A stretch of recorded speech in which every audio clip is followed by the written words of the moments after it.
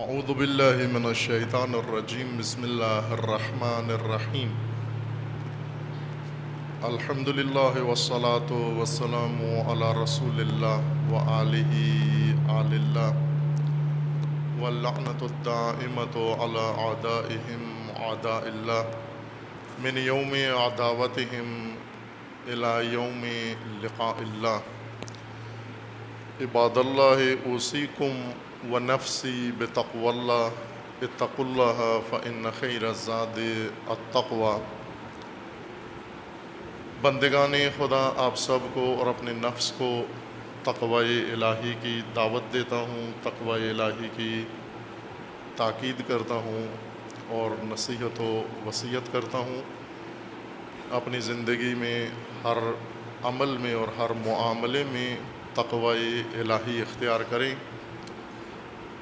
عید سعید فطر، عید اکبر و عید عظیم، عید اللہ، مومنین و مسلمین و عید شرف و کرامت و ذخر و مزید، عید رسول اللہ و عید امت رسول اللہ۔ آپ تمام مومنین مومنات، تمام عبادت گزاران و تمام بندگان خدا کو و تمام امت اسلامیہ کو تبریک و تہنیت عرض ہے، اس دعا کے ساتھ کہ خداوند تبارک و تعالی آج اس یوم مبارک و یوم عظیم میں جو روز جوائز ہے اور روز اجر ہے، اللہ تعالیٰ کی جانب سے اپنے بندوں کے اعمال صالحہ کے لیے خداوند تعالیٰ سب کے اعمال صالحہ قبول فرمائے،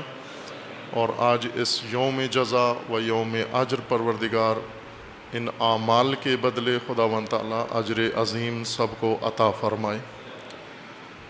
بہت عظیم مہینہ اللہ تعالیٰ کی طرف سے میسر آیا، شہر اللہ الاکبر، شہر مغفرت، ماہ رحمت و برکت، اور جو کچھ اپنے دامن میں خیرات و برکات و رحمت و مغفرت لے کر آیا تھا، اپنا دامن سمیٹ کر ہم سے رخصت ہو گیا ہے، اور ہم وہی الفاظ جو حضرت سید ساجدین زین العابدین علیہ الصلاۃ والسلام نے ماہ مبارک رمضان کو وداع کرتے ہوئے، رخصت کرتے ہوئے دعائے شریف وداع رمضان میں صحیفہ کی دعا میں بیان فرمائے ہیں، ان کے ساتھ کہ السلام علیکہ یا شہر اللہ، درود ہو آپ پر اے ماہ خدا، اے ماہ مغفرت، اے ماہ برکت، اور اے عظیم توفیق اللہ کی طرف سے جو ہمیں نصیب ہوئی اور ہم سے رخصت بھی ہو گئی، اور مفارقت اس طرح کی جس کی مفارقت تحمل نہ ہو سکے و برداشت نہ ہو سکے۔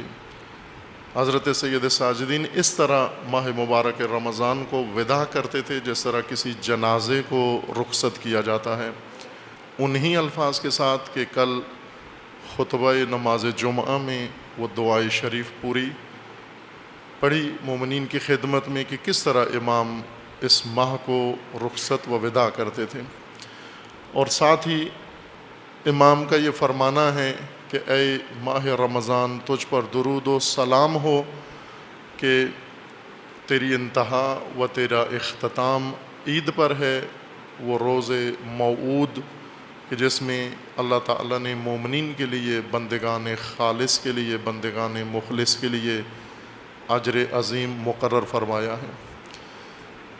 ماہ رمضان ماہ صیام و قرآن و ماہ بندگی و ماہ سلوک الی اللہ و ماہ قرب و وصال الہی ہے، ماہ مقدرات و ماہ تقدیر ہے۔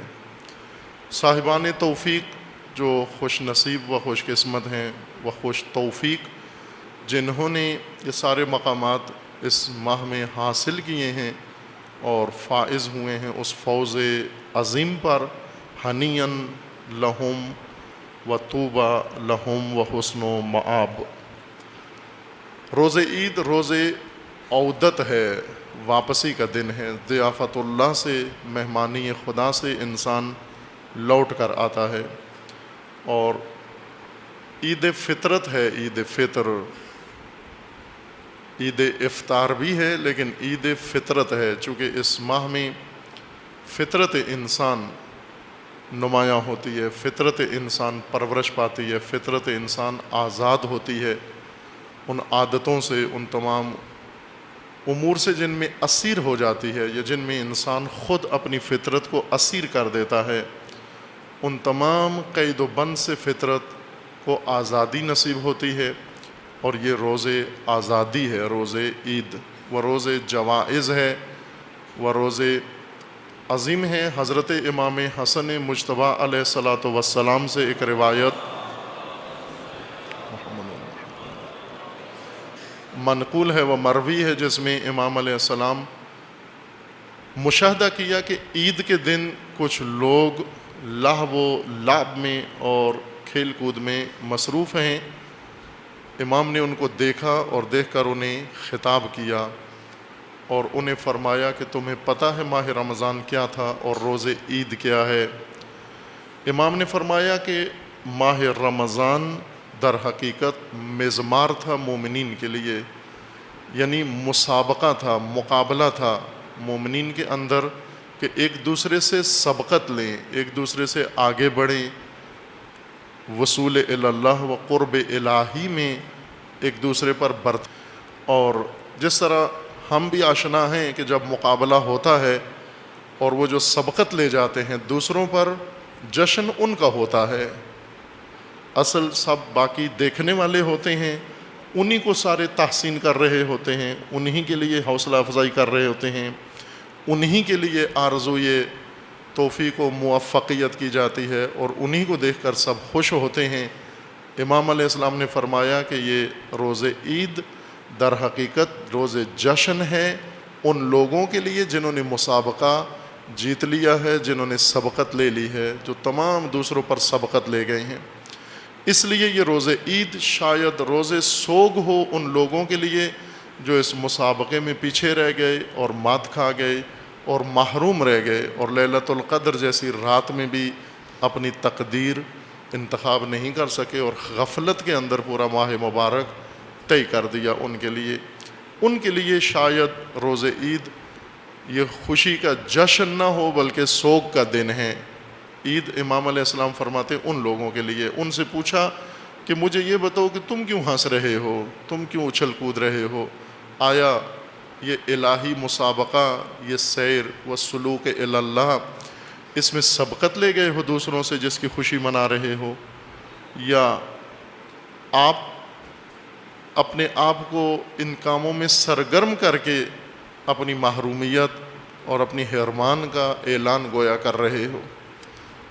روز عید فطرت کا جشن ہے ان لوگوں کے لیے جنہوں نے اس ماہ عظیم میں توفیق نصیب کی ہوئی ہے، جنہیں امام علیہ السلام نے، امام چہارم نے ماہ رمضان کو رخصت کرتے ہوئے یہ فرمایا کہ اے پروردگار، اس ماہ کا حق ہم سے ادا نہیں ہو سکا، کوتاہی ہوئی، تقصیر ہوئی ہم سے، سستی ہوئی غفلت کے ساتھ ہم اس کا حق ادا نہیں کر سکے، اور رمضان کا حق ادا کرنے کے لیے رمضان ہی کے اندر انسان کچھ کر سکتا ہے۔ تو امام علیہ السلام فرماتے ہیں اے پروردگار، مجھے طول عمر دے اگلے ماہ رمضان تک، تاکہ جو کوتاہی و سستی اس ماہ میں رہ گئی ہے اسے تلافی کر سکوں، اس لیے عمر طولانی دے، چونکہ اس ماہ سے ہٹ کر انسان کے لیے توفیقات کم ہو جاتی ہیں۔ جنہوں نے اس ماہ میں کچھ حاصل کیا ہے اور سب سے عظیم جو ثمر و اجر انہوں نے حاصل کیا ہے وہ تقوی ہے، تقوی الہی۔ یا ایھا الذین آمنوا کتب علیکم الصیام کما کتب علی الذین من قبلکم لعلکم تتقون۔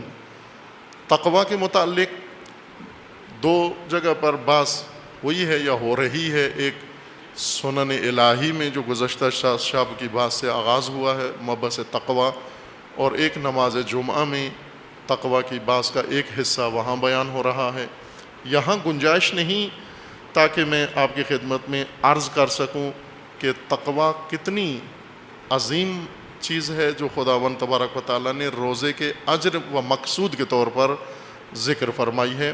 انشاءاللہ مومنین کرام و دوستان و بالخصوص جوانان ان دو مباحث کو انشاءاللہ پیگیری کریں گے تاکہ حقیقت تقوی سے آشنا ہوں۔ تقوی جب ہم سنتے ہیں کلمہ تقوی تو ذہن میں کوئی خاص تصور نہیں آتا، ایک لفظ آتا ہے کانوں سے ٹکراتا ہے جس کے معانی ہمارے دل و دماغ کے اندر پیدا نہیں ہوتے، چونکہ تقوی دیگر معارف کی طرح اپنے معانی کھو بیٹھا ہے، محجور ہو گیا ہے معنی سے، اور تقوی کی حقیقت سے نا آشنا ہے۔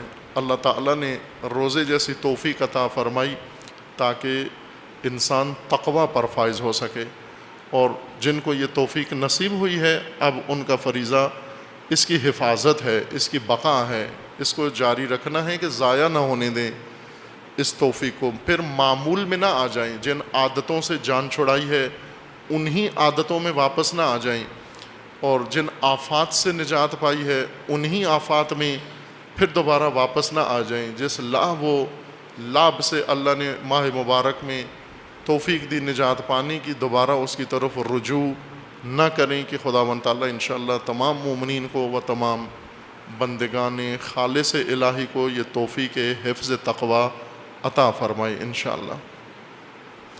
ایک اہم موضوع عید فطر میں جو واجب عمل ہے، عید فطر، نماز عید فطر اصالتاً واجب ہے۔ فقہائے امامیہ کا فتویٰ یہ ہے کہ عصر غیبت کبریٰ میں چونکہ مشروط ہے امام کے ہونے کے ساتھ، اس وجہ سے یہ واجب کی نیت سے نہیں پڑھی جائے گی، امام معصوم خود عید کا قائم کریں یا ان کا مقرر کردہ امام نمائندہ قائم کرے تو واجب کی نیت سے پڑھیں۔ لیکن بعض فقہا نے جیسے حضرت آیت اللہ العظمیٰ بہجت رضوان اللہ تعالیٰ علیہ، معروف ہستی و شخصیت ہیں، مراجع تقلید میں سے تھے اور عرفاء میں سے اور اہل زہد و تقویٰ تھے، ان کا وہیں کہ بہت محتاط فقیہ ہیں، حضرت آغا بہجت بہت محتاط فقہا میں سے ہیں۔ محتاط فقہا وہ ہوتے ہیں جو بیشتر فتاویٰ کے بجائے احتیاط کا حکم دیتے ہیں، فتویٰ کم دیتے ہیں، احتیاط کا حکم زیادہ دیتے ہیں۔ یہ ان بزرگوں میں سے ہیں کہ فتویٰ کم دیتے ہیں، لیکن یہاں پر انہوں نے فتویٰ دے دیا اور فرمایا ہے کہ آغا بہجت کا یہ فتویٰ تھا کہ میری نظر میں امام معصوم موجود ہو تو بھی نماز عید واجب ہے اگر خود امام معصوم قائم کرے، یا امام کا مقرر کردہ فرد جو جس کو اجازت ہے وہ مجاز ہے امام معصوم کی جانب سے، تو نماز عید واجب ہوگی۔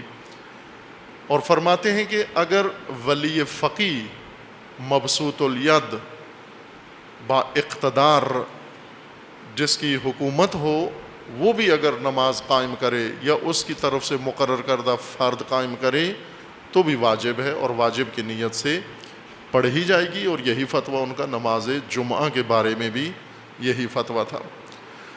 بس ایسے فقہا بھی ہیں بیچ میں جو نماز عید کو واجب سمجھتے تھے اور واجب ہی پڑھتے تھے، چونکہ امام کا ہونا شرط ہے نماز کے وجوب کے لیے، جمعہ و عید کے لیے، لیکن اس میں یہ گنجائش ہے کہ امام معصوم ہو یا امام معصوم کا نائب ہو، نائب امام ہو، دونوں اگر ان میں سے کوئی ہو تو نماز عید یا جمعہ واجب ہے، عینی تخیری نہیں ہے، اس صورت میں واجب تعینی کے طور پر پڑھتے ہیں۔ لیکن چونکہ فقہا جو آپ کے مراجع تقلید ہیں اکثر و بیشتر کا فتویٰ، جیسے رہبر معظم کا فتویٰ بھی مستحب کا ہے، وہ بھی مشروط سمجھتے ہیں، آغا بہجت جیسا فتویٰ رہبر معظم کا نہیں ہے، لیکن ان کا ہے کہ ولی فقی اگر قائم کرے یا ولی فقی کے نمائندہ قائم کرے تو واجب کی نیت سے پڑھ سکتے ہیں۔ واجب عمل نماز عید فطر میں فطرہ دینا ہے، زکوٰۃ واجب جس کا حکم اللہ تعالیٰ نے دیا ہے، اور زکوٰۃ فطرہ زکوٰۃ ہے اصل میں، جس طرح قرآن کریم میں جا بجا اللہ تعالیٰ نے زکوٰۃ کا حکم دیا ہے، زکوٰۃ کی مقدار میں فرق ہے، جس کو ہم خمس کہتے ہیں وہ بھی زکوٰۃ ہے اصل میں، لیکن چونکہ اس کی مقدار 5واں حصہ ہے اس وجہ سے مقدار کی وجہ سے اس کو خمس کہتے ہیں، اصل میں زکوٰۃ ہے، صدقہ ہے، وہ بھی صدقہ واجب یا زکوٰۃ واجب ہے۔ عشر بھی زکوٰۃ ہے، خمس بھی زکوٰۃ ہے، یعنی کبھی 10واں حصہ، کبھی 5واں حصہ، اور کبھی فطرہ ہے، یہ بھی واجب ہے، لیکن یہ عشر و خمس کی صورت میں نہیں ہے، بلکہ انسان کے معمول کے کھانے کی مقدار میں ہے۔ یہاں مومنین کرام تصحیح فرما لیں کہ ایک رسم پڑ گئی ہے اور اس رسم کے تحت واجبات بھی ادا کرتے ہیں۔ سارے دین علامہ اقبال کے بقول کے سارا مذہبی رسم بن گیا ہے، اذاں رسم اذاں ہے، وہ بلالی روح اس میں نہیں ہے، رسم نماز ہے، رسم دعا ہے، وہ رسم قرآن خوانی ہے، اسی طرح رسم فطرہ بھی ہے۔ عموماً یا لوگ پوچھتے ہیں کسی سے جی کتنا فطرہ ہے اس سال کا، یا پھر خود بغیر پوچھے لوگ بعض اعلان کر دیتے ہیں جی اس سال ہماری طرف سے اتنا فطرہ ہے آپ پر، جبکہ اس کا کوئی جواز نہیں بنتا۔ جس طرح چاند کا مسئلہ ہے کہ چاند کے لیے آپ کو کسی سے پوچھنا نہیں ہے، خود اپنے افق پر چاند دیکھیں، بے شک وہ عالم ہو، علامہ ہو، مجتہد ہو، مرجع تقلید ہو، وہ چاند کا اعلان نہیں کر سکتا، صرف حاکم شرع کو حق ہے چاند کا اعلان کرنے کا کہ چاند نظر آیا یا نہیں آیا، اس کے علاوہ کسی کے لیے حق نہیں بنتا۔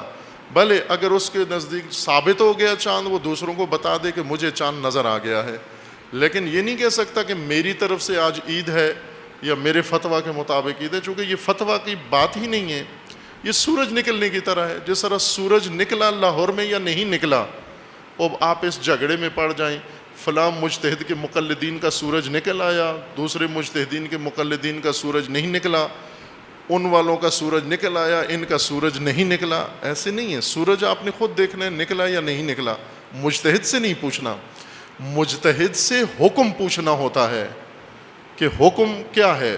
مثلا چاند نظر آیا تو کیا حکم ہے، مجھے چاند نظر نہ آیا تو کیا حکم ہے، یہ مجتہد کا کام ہے۔ لیکن مجتہد چاند بھی نکال کے دے آپ کو، چاند بھی وہ دیکھے پھر آپ کو بتائے چاند نظر آ گیا ہے، اب یہ مجتہد کا کام نہیں ہے، یہ آپ کا اپنا کام ہے۔ مومنین کا کام ہے کہ وہ اہتمام کریں، چاند دیکھیں، جس طرح سابقہ مومنین ہمارے آباء و اجداد دیکھا کرتے تھے۔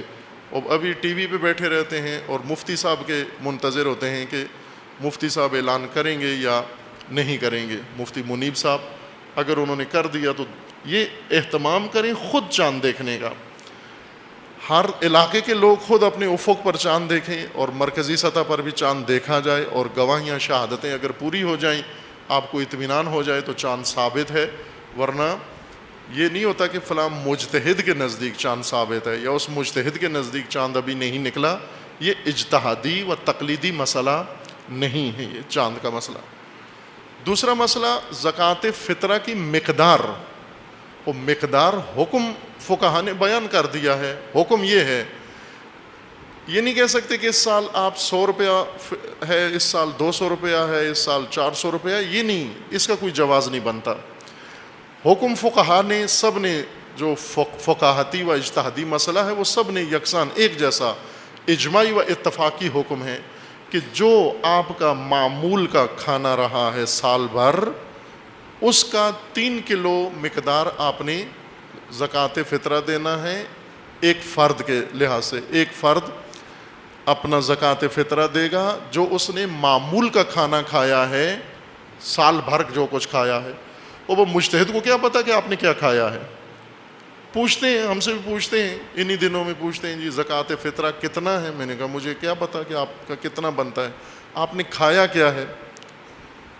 وہ ممکن ہے 15-20 ہزار روپیہ بنتا ہو جو آپ نے کھانا کھایا ہے، اگر روز ہوٹلوں پہ جا کے کھاتے رہے ہیں، روز پی سی میں جا کے کھاتے رہے ہیں اور ڈنر پارٹیاں دیتے رہے ہیں اور کھاتے رہے ہیں، یا کسی کے یہاں کھاتے رہے ہیں یا خود پکا کے دوسروں کو کھلاتے رہے ہیں، تو 15,000 فطرہ دو ایک آدمی کا، چونکہ آپ کا جو کھانا تھا معمول کا وہ اتنا بل بنتا تھا ایک ٹائم کا، تو وہ آپ دیں۔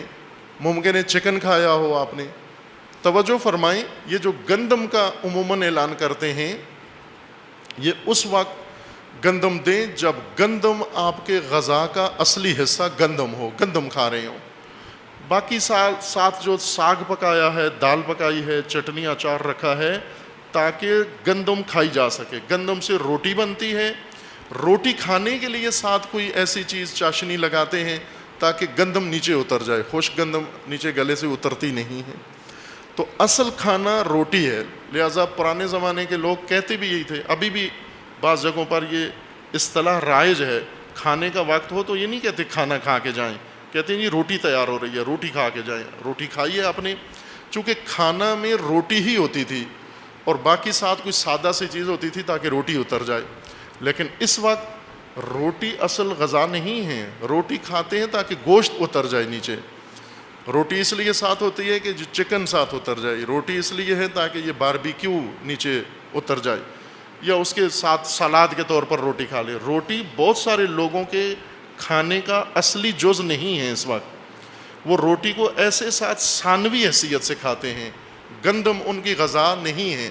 ان کی غذا باربیکیو ہے، ان کی غذا چکن ہے، پیزا ہے، برگر ہے.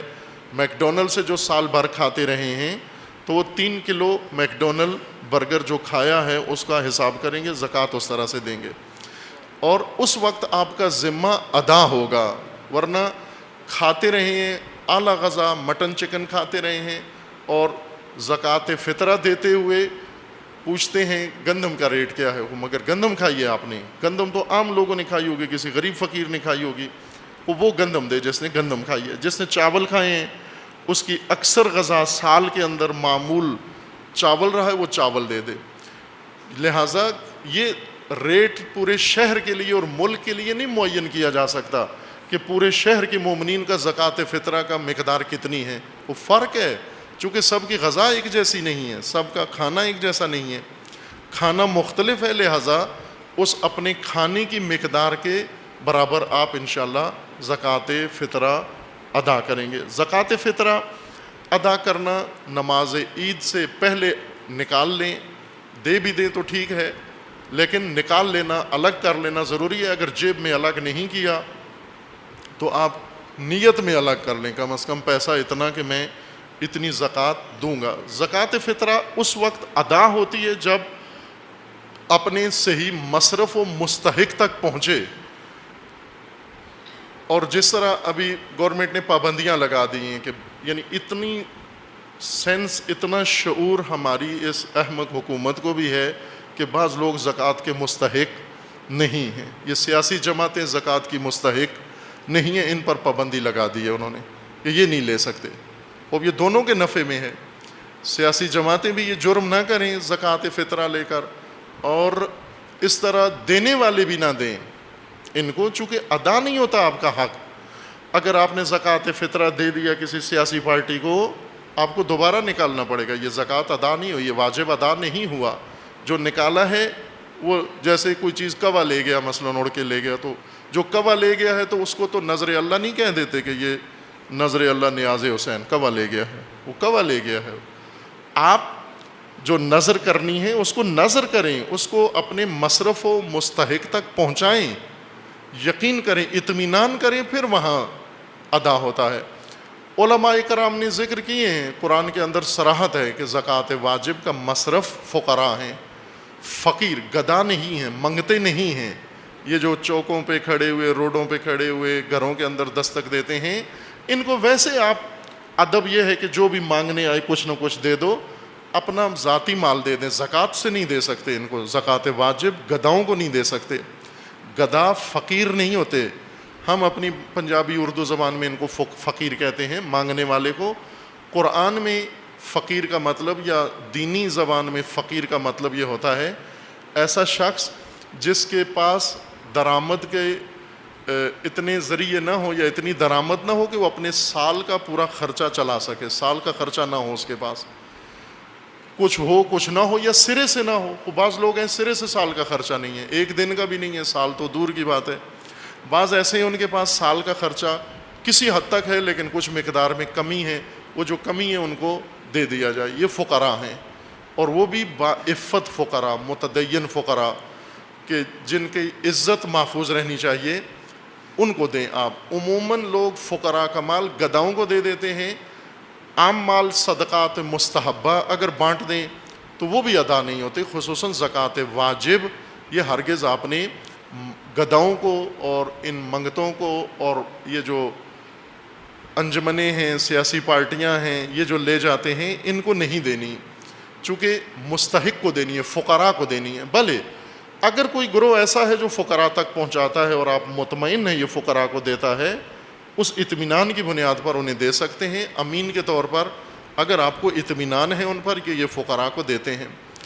اور مسئلے کی تصریح کی خاطر میں عرض کر لوں کہ جتنے بھی مالی واجبات ہیں علماء کرام نے اس کے لیے ذکر کیا، چونکہ ایک مصرف مالی واجبات کا فی سبیل اللہ ہے، سبیل اللہ میں مالی واجبات اپنے دیں، خمس، زکوٰۃ، فطرہ، صدقات یا دیگر جو آپ کے ذمے کسی وجہ سے بھی مالی واجبات آ جاتے ہیں۔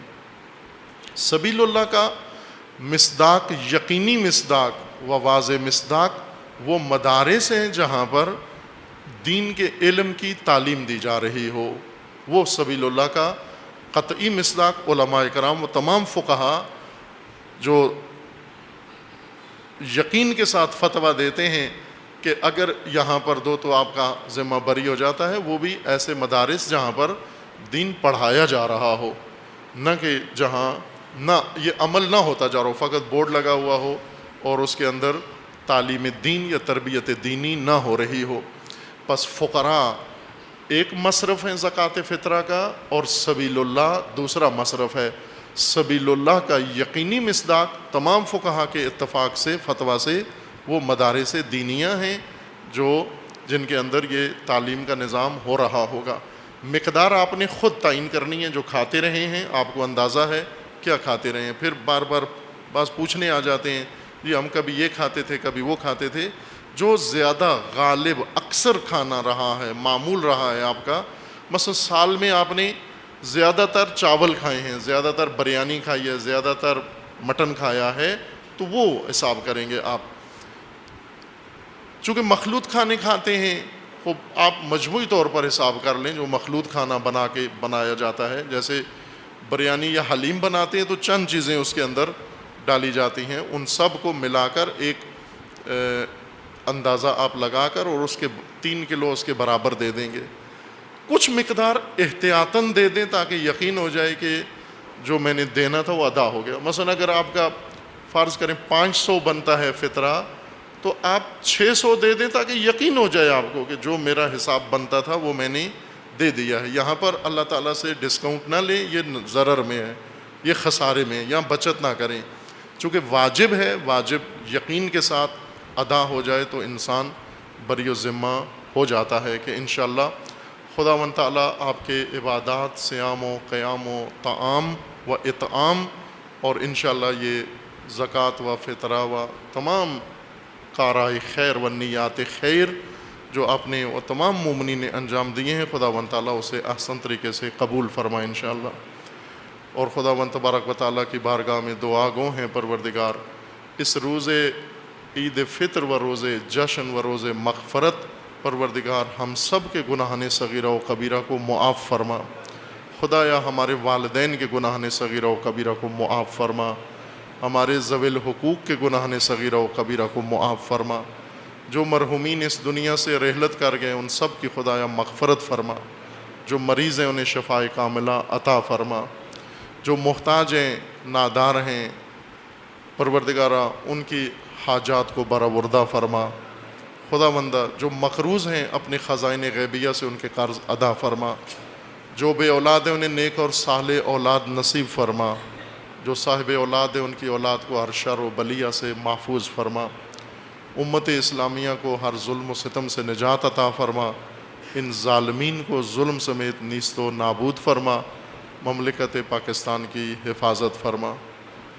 اعوذ باللہ من الشیطان الرجیم، بسم اللہ الرحمن الرحیم، قل هو اللہ احد اللہ الصمد لم یلد ولم یولد ولم یکن لہ کفوا احد۔ اعوذ باللہ من الشیطان الرجیم، بسم اللہ الرحمن الرحیم۔ الحمدللہ والصلاة والسلام علی رسول اللہ وآلہ آل اللہ لا سیما علی امیر المؤمنین علی ابن ابی طالب علیہ الصلاة والسلام و فاطمۃ الزہرا سیدۃ نساء العالمین والحسن والحسین سیدی شباب اہل الجنہ و سبطی الرحمہ و علی ابن الحسین و محمد ابن علی و جعفر ابن محمد و موسیٰ ابن جعفر و علی ابن موسیٰ و محمد ابن علی و علی ابن محمد والحسن ابن علی والحجت ابن الحسن القائم المہدی صلوات اللہ علیہم اجمعین حجج اللہ علی عبادہ و امناؤہ فی بلادہ واللعن علی اعدائہم اجمعین من الآن الی قیام یوم الدین عباد اللہ اوصیکم ونفسی بتقوی اللہ اتقوا اللہ فإن خیر الزاد التقوی بندگان خدا بندگان الہی آپ سب کو اور اپنے نفس کو تقوی الہی کی دعوت دیتا ہوں، تقوی الہی کی وصیت کرتا ہوں۔ اپنی زندگیوں میں، اپنے معاملات میں، اپنے اعمال میں، اپنے رویوں میں، اپنے خلق و خو میں، اپنے لین دین میں تقوی الہی مراعات کریں و تقوی الہی کو میزان قرار دیں۔ تقوی مومن کی طرز زندگی کا نام ہے، انداز زندگی کا نام ہے۔ محفوظ ترین زندگی جو تدبیر الہی سے محفوظ ہوگی، اس محفوظ زندگی کا نام تقوی ہے۔ اگر اللہ تعالیٰ کے بیان کیے ہوئے نظام کے مطابق بسر ہو، یہ با تقوی زندگی ہے۔ یہ فرصتیں جو خداوند تبارک و تعالیٰ نے مہیا کی ہیں، یہ سب تقوی کی خاطر ہیں تاکہ امت قائم ہو و تقوی کی بنیاد پر امت کا وجود میں آئے، امت وجود میں آئے۔ از جملہ نماز جمعہ و عید ہے جو ایام امام مسلمین ہیں۔ عید کے بارے میں امام علیہ السلام کی روایت ہے کہ خداوند تبارک و تعالیٰ نے روز عید مقرر کیا ہے اجتماع مومنین کے لیے، تاکہ امام مسلمین و امام مومنین آ کر مسلمین و مومنین کو خطاب کریں، ان کو رہنمائی کریں، ان کو ہدایات دیں اور متعلقہ امور میں ان کی وضاحت کریں و تفسیر و تشریح کریں ان کے سامنے۔ اور ایک امر جو ضروری ہے امور مسلمین سے متعلق کہ جو کچھ واقع ہوا ہے، اہم رویداد، ان کے متعلق بیان کیا جائے اور آئندہ کے بارے میں، چونکہ گویا ایک سال کا اختتام ہے، سال بندگان خدا رمضان سے شروع ہوتا ہے، مقدرات لیلۃ القدر سے ختم ہوتی ہیں، وہ شروع ہوتی ہیں۔ آپ کا ایک سال لیلۃ القدر پہ ختم ہوا اور لیلۃ القدر کی صبح سے پھر سال دیگر شروع ہوا ہے۔ تو آئندہ سال مومنین کا سال، عبادی سال، بندگی کا سال، اس کے لیے مومنین کو ہدایت کی جائے و رہنمائی کی جائے۔ آپ مشاہدہ کیا ہے آپ نے کہ جو سال گزرا ہے یہ تمام مسلمین کے لیے و بالخصوص تشیع کے لیے چند گزشتہ سالوں کی طرح یا ایک دو دہائیوں کے ہر سال کی طرح بہت ہی ناگوار و تلخ سال گزرا ہے، جس میں شدید حملات ہوئے ہیں، جس میں مومنین کی جانیں گئی ہیں، قتل غارت ہوئی ہے، شہادتیں ہوئی ہیں۔ ملک کے اندر بہت اہم واقعات رونما ہوئے ہیں اس گزشتہ سال کے اندر، اور وہ کام جو حماقت جو سال ہا سال سے پاکستان کے اندر جاری تھی، اس حماقت کی طرف توجہ آئی ہے ان لوگوں کی جو خود بانی تھے اس حماقت کے۔ جب خود افتاد ان کے اوپر پڑھی تو متوجہ ہوئے کہ اس سلسلے کو، حماقت کے اس شجرہ خبیثہ کو ملک سے ختم کرنا ہے۔ بہرکیف کارروائی انہوں نے شروع کی، چونکہ حملات کا رخ جب انہی سرپرستوں کی طرف مڑ گیا جنہوں نے یہ درخت گاڑا تھا، پھر احساس ہوا کہ ملک کے اندر باقاعدہ سیاستدان بھی مل بیٹھے، حکمران بھی مل بیٹھے اور مسلح افواج بھی مل بیٹھے، اور سب نے تہیہ کیا کہ ملک سے دہشت گردی کو ختم کرنا ہے.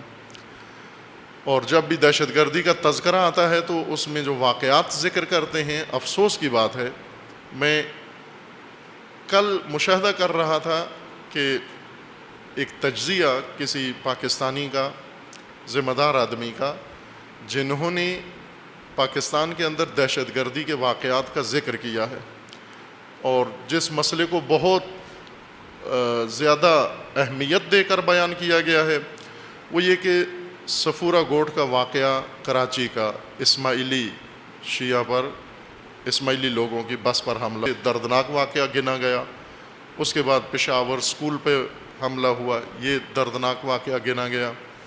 اور اس کے علاوہ اس طرح کے چند واقعات جس میں پورے آرٹیکل میں نے تلاش کیا کہ کسی جگہ امامیہ مسجد پشاور کا کہیں ذکر آ جائے، کوئٹہ کا کہیں ذکر آ جائے، شکارپور کا کہیں ذکر آ جائے. اسی گزشتہ سال جو کارروائیاں ہوئی ہیں، کسی ایک جگہ بھول کے بھی اس نے اس کو دہشت گردی ہی شمار نہیں کیا کہ یہ بھی دہشت گردی ہے، شیعہ کو قتل کرنا بھی دہشت گردی ہے. یہ ذہنیت پائی جاتی ہے اس ملک کے اندر.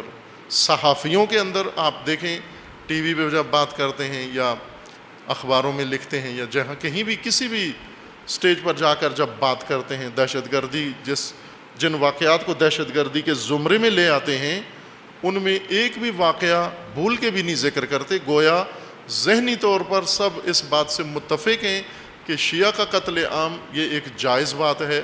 اور جس طرح روہنگیا مسلمان ہیں برما کے اندر، جو کچھ ان کے ساتھ ہوا ساری دنیا نے خاموشی سے تماشا دیکھا اور اس طرح سے رد عمل دکھایا کہ گویا حق بنتا ہے ان کے ساتھ ایسا ہی ہونا چاہیے تھا، اور اگر ہو گیا ہے تو کوئی ایسی اچنبھے کی بات نہیں ہے.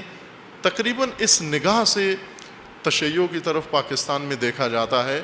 یہ عمومی رائے ہے پاکستان کے اندر. ارباب اختیار و ارباب اقتدار اس طرح کی نگاہیں رکھتے ہیں ملکی حالات کے بارے میں کہ تشیع کو بیچ میں نظر انداز کر جاتے ہیں.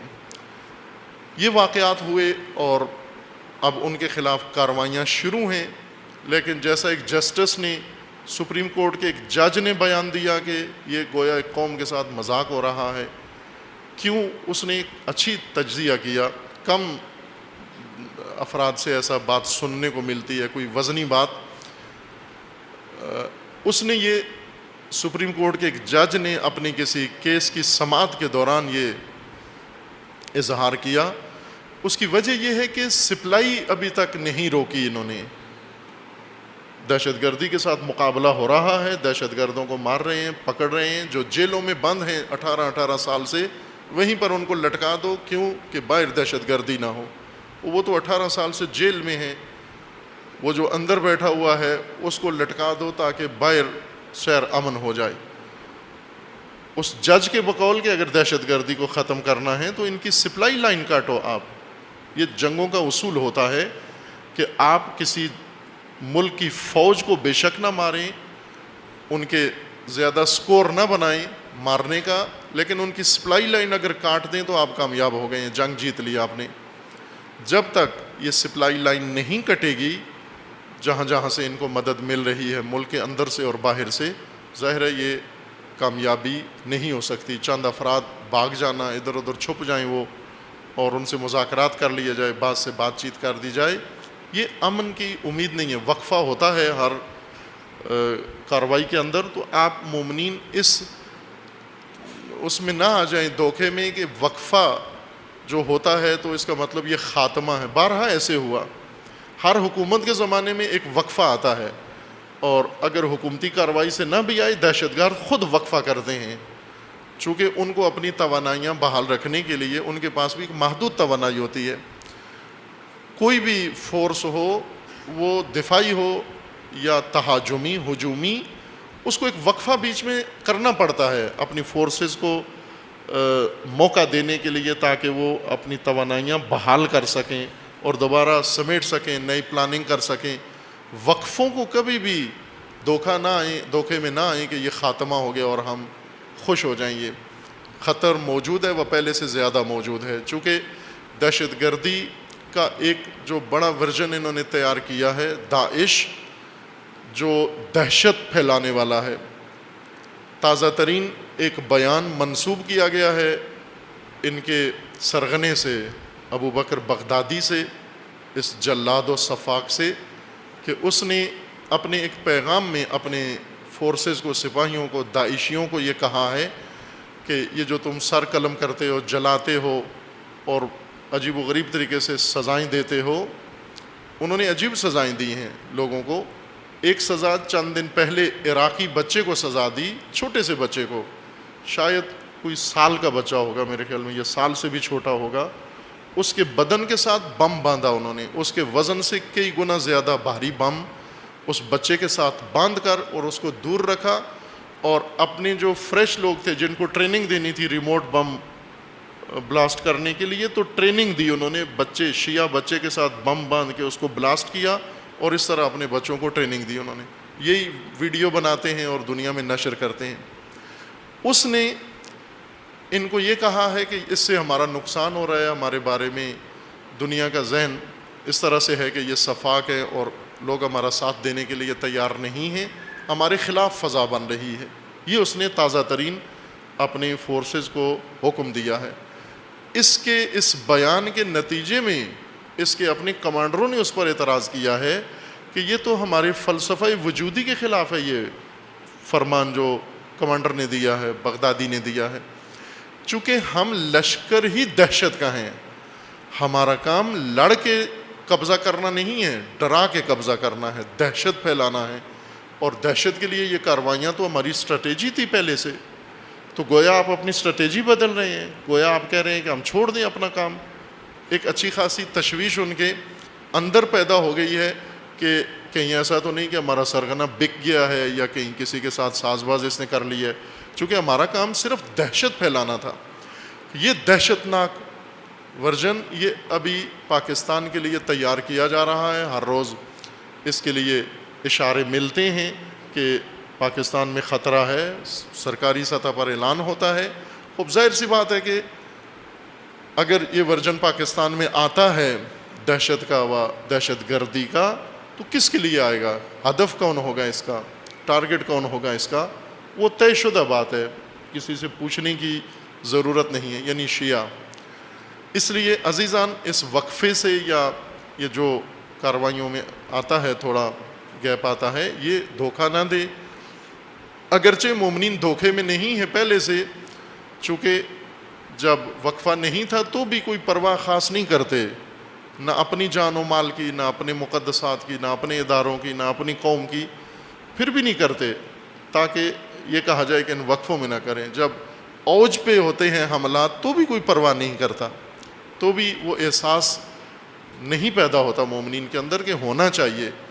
اتنے واقعات کے بعد عقل کہتی ہے کہ ہونا چاہیے یہ احساس کہ اپنی حفاظت، اپنا دفاع کریں، اور خصوصاً جو آنے والے ان کے ایام ہیں و نقشے ہیں ان کی خاطر زیادہ سنجیدگی کے ساتھ اہتمام کریں، اور بھروسہ نہ کریں کہ دوسرے لوگ آپ کو یا حکومتی فورسز آپ کو نجات دیں گے، کہ ان کے بس میں نہیں ہے، یہ ورژن ان کے بس میں نہیں ہے سنبھالنا اس کو۔ نقطہ دیگر جو خوب عرض کرنا ہے وہ عالمی حالات میں گزشتہ سال جو کچھ ہوا، حالات تیزی سے بدلے، اور جو جاری تھے پہلے سالوں سے ان کے اندر اضافہ ہوا ہرج و مرج میں، اور بالخصوص یمن کا قضیہ جو تازہ شروع ہوا، جو افسوس ہے کہ کل سعودی عرب میں عید تھی و یمن میں عید تھی، اور کل ہی انہوں نے شدید ترین بمباری عید کے دن ان مومنوں کے اوپر، مسلمانوں کے اوپر کی، اور وہ بھی صرف اس وجہ سے کہ شیعہ ہیں، ہر چند زیدی شیعہ ہوں، 4 امامی شیعہ ہوں، حوثی شیعہ ہوں، 12 امامی نہ بھی ہوں لیکن شیعہ ہیں۔ اتنا کینہ ان کے دلوں کے اندر بھرا ہوا ہے آل سعود کے اندر کہ پھٹ رہے ہیں اس کینے سے۔ رہبر معظم نے 2-4 دن پہلے، غالباً 3 دن پہلے یا 4 دن پہلے، ایک جملہ شہید بہشتی رضوان اللہ تعالیٰ علیہ کا تکرار کیا ہے، تاریخی جملہ ہے شہید بہشتی کا، اور وہ یہ کہ امریکہ کو بہت غضبناک تھا آغاز انقلاب میں، امریکہ کو بہت غضب و غصہ تھا انقلاب پر، شہید بہشتی نے امریکہ کو خطاب کیا اور کہا کہ امریکہ کو کہا کہ ازما عصبانی باشید و از این عصبانیت بمیرید. امریکہ کو کہا کہ ہم سے غصے میں آؤ، غضب میں آؤ اور اسی غضب سے مر جاؤ، پھٹ کے مر جاؤ اسی غضب و کینے اور نفرت سے جو ہمارے بارے میں تمہارے اندر پیدا ہوئی ہے. رہبر معظم نے یہی جملہ آل سعود کو کہا کہ تمہارے اندر اتنی نفرت ہے تشیع کی، اتنا کینہ ہے، نفرت ہے، اس کینے سے مر جاؤ پھٹ کے، اس عصبانیت سے مرو، پھٹ کے مر جاؤ تم، اور اسی سے مرو گے اور وہ کینہ ہی ان کو نابود کرے گا. اور یہ جو بم بے تحاشا پھینک رہے ہیں یمن کے اوپر، در حقیقت اپنی کینے کا اور نفرت کا اظہار کر رہے ہیں کہ جو بس کہیں اور نہیں چلتا تو اس فقیر و نہتے ملک پر اور عوام پر جا کر پورے شہر کو کھنڈرات میں بدل دیا. ایک تو تاریخی دشمنی ہے ان کی، سعودی عرب کی تاریخی دشمنی یمن کے ساتھ ہے، سرحدی وہ ہمسایہ ہونے کی وجہ سے، اور دوسرا یہ ناپاک خاندان آل سعود جو نطفہ یہود ہے. در حقیقت یہ کوئی میں سرزنش کے طور پر نہیں کہہ رہا، بلکہ یہ حقائق ہیں تاریخی کہ یہ نطفہ یہود ہیں. یہ چونکہ ان کا جو سرکردہ تھا وہ باقاعدہ یہودی تھا، وہ اسلامی لبادہ پہن کر آیا اور اس نے آ کر مسلمان ملکوں کے اندر یہ فتنہ شروع کیا اس نے. اور یہودی ابھی تک ان کے خیر خواہ ہیں اور ابھی تک ان کے حامی ہیں. یہ بہت بڑا تاریخی ظلم جو یمن کے اوپر ہو رہا ہے، اور ساری دنیا مجرمانہ خاموشی اختیار کیے ہوئے ہے. مغربی دنیا، مشرقی دنیا، مسلمان دنیا، غیر مسلمان دنیا، جو بھی جہاں پر ہے، شرمناک حد تک یمن کے بارے میں لا تعلق ہو کر خاموشی سے بیٹھے ہوئے ہیں کہ دعائے ہماری خداوند تعالیٰ ان کو نجات عطا فرمائے. فتنہ تکفیریت، خوب ان کا ایک پرانی پلاننگ تھی. بندر بن سلطان کے ذریعے سے انہوں نے یہ فوج بنائی حزب اللہ کو کاؤنٹر کرنے کے لیے، اور پھر اس کے اہداف مقاصد بڑھتے گئے. پھر تکفیری ملک تکفیرستان بنانے کی فکر ان کو پڑی. عراق اور سوریہ کو ملا کر ایک ملک بنائیں گے جہاں پر تکفیری مذہب ہوگا، تکفیری حکومت ہوگی. اور پھر یہ آگے بہرکیف جو ابتدائی ان کی سوچ تھی اس سے بہت آگے تک یہ فتنہ نکل گیا ہے. چونکہ فتنے کی مزاج و طبیعت یہ ہوتی ہے کہ وہ قابو سے نکل جاتا ہے، آگ کی طرح ہے. امیر المومنین فرماتے ہیں فتنہ آگ کی طرح ہے، آگ لگانے سے پہلے قابو میں ہوتی ہے لیکن لگ جانے کے بعد قابو سے باہر ہو جاتی ہے. اسی طرح ہوا، یہ فتنہ اٹھانے سے پہلے ان کے قابو میں تھا لیکن جب شروع کیا تو قابو سے نکل گیا ہے. اب سب کے سب اس کے ہاتھوں سے پریشان ہیں، غربی و شرقی و عرب و غیر عرب. سب بنایا انہوں نے تشیع کے لیے تھا تاکہ مقدسات تشیع کو یہ ویران کریں و نابود کریں. اس کا خاتمہ کیسے ہوگا فتنے کا؟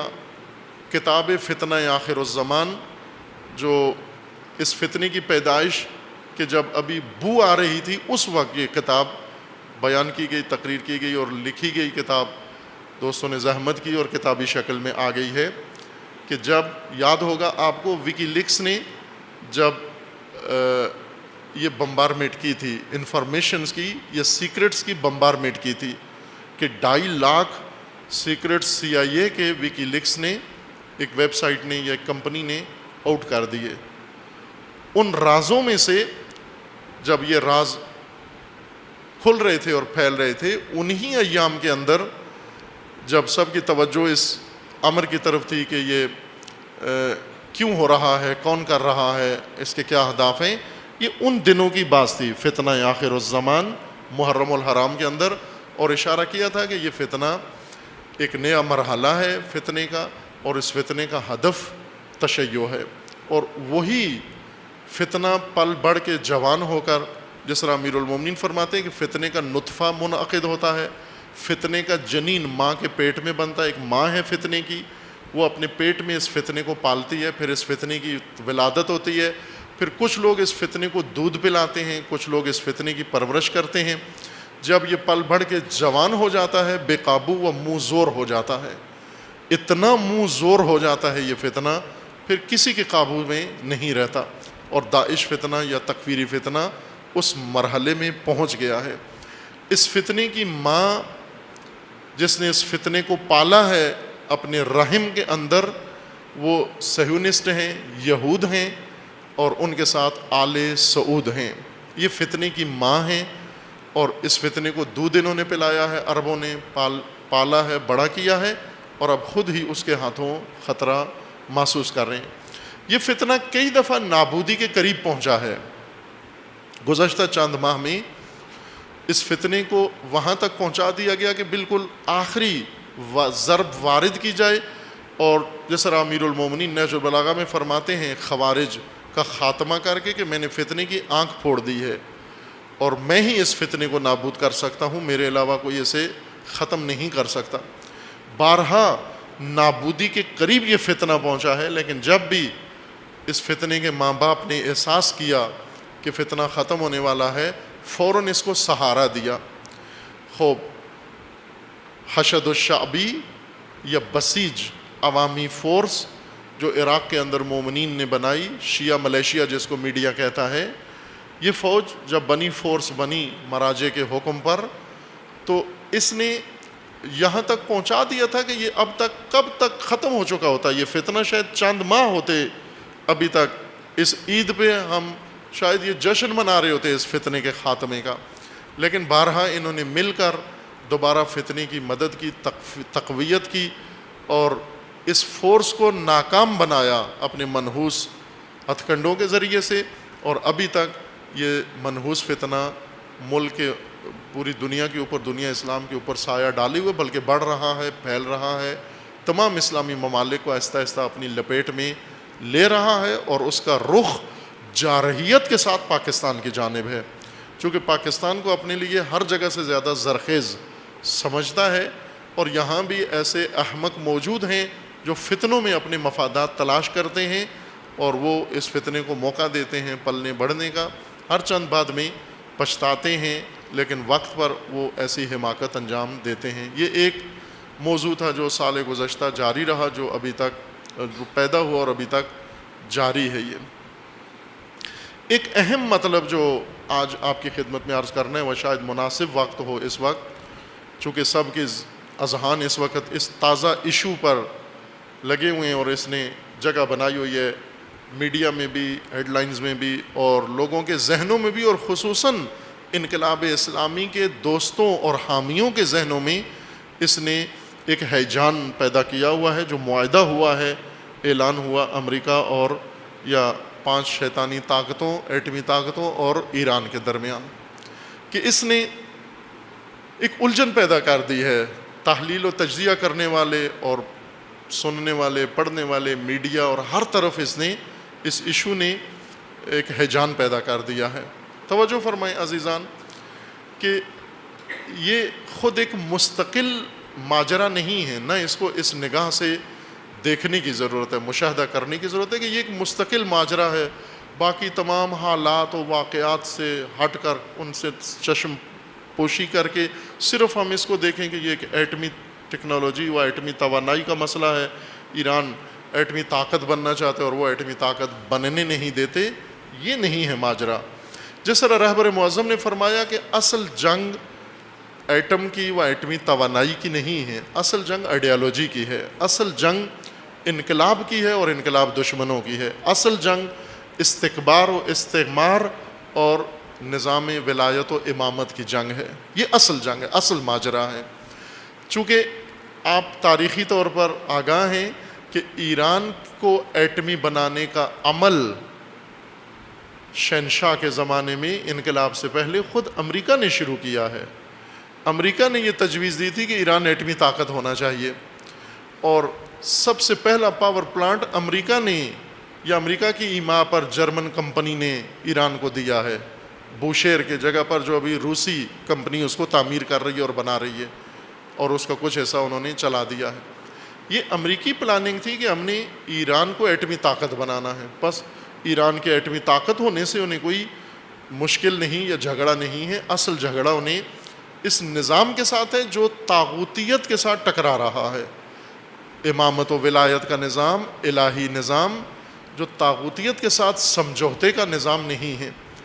اس وجہ سے امریکہ نے انقلاب کے بعد اپنا جو دشمن بنایا ہوا تھا سوشلزم کو، روس کو، جلدی اس کو سمیٹ لیا، وہ محاذ جلدی امریکہ نے کلوز کر دیا۔ کیوں؟ اس لیے کہ انہیں سمجھ میں آ گئی کہ یہ نہیں ہے ہمارا دشمن سوشلزم یا رشیا، بلکہ اصل ہمارا دشمن جو طاقتور آئیڈیالوجی ہے۔ کسی زمانے میں سوشلزم و کمیونزم کو سمجھتے تھے، لیکن اب انہیں پتہ چلا کہ طاقتور ترین آئیڈیالوجی جو نابود کر سکتی ہے نظام ستم و نظام طاغوت کو دنیا میں، وہ الہی قرآنی و اسلامی آئیڈیالوجی ہے، جس کی امامت تشیع کے پاس ہے۔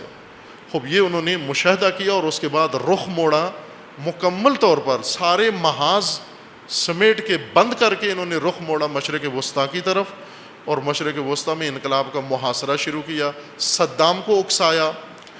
آج جو کچھ ہوا ہے، صدام نے اسی مقصود کے لیے حملہ کیا تھا، جس مقصود کے لیے یہ مذاکرات ہوئے ہیں، جس مقصود کے لیے یہ ڈپلومیسی جنگ ہے، اسی کے لیے وہ مسلحانہ جنگ ہوئی۔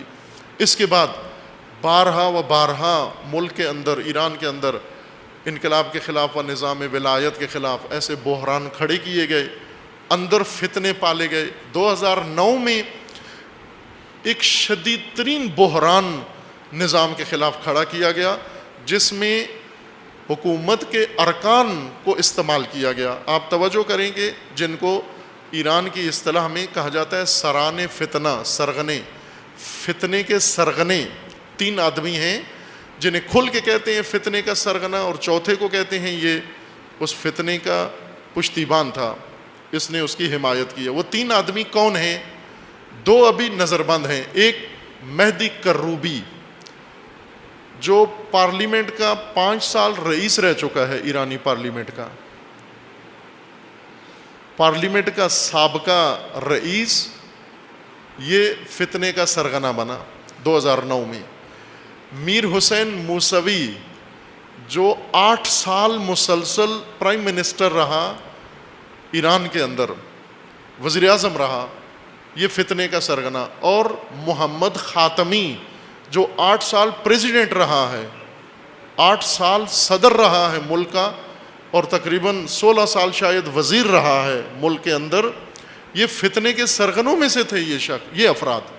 اور چوتھا شخص جس کو فتنے کی سپورٹ پرسن سمجھا جاتا ہے، رفسنجانی صاحب، کہ یہ ان تینوں کے سرپرست کا کردار ادا کیا۔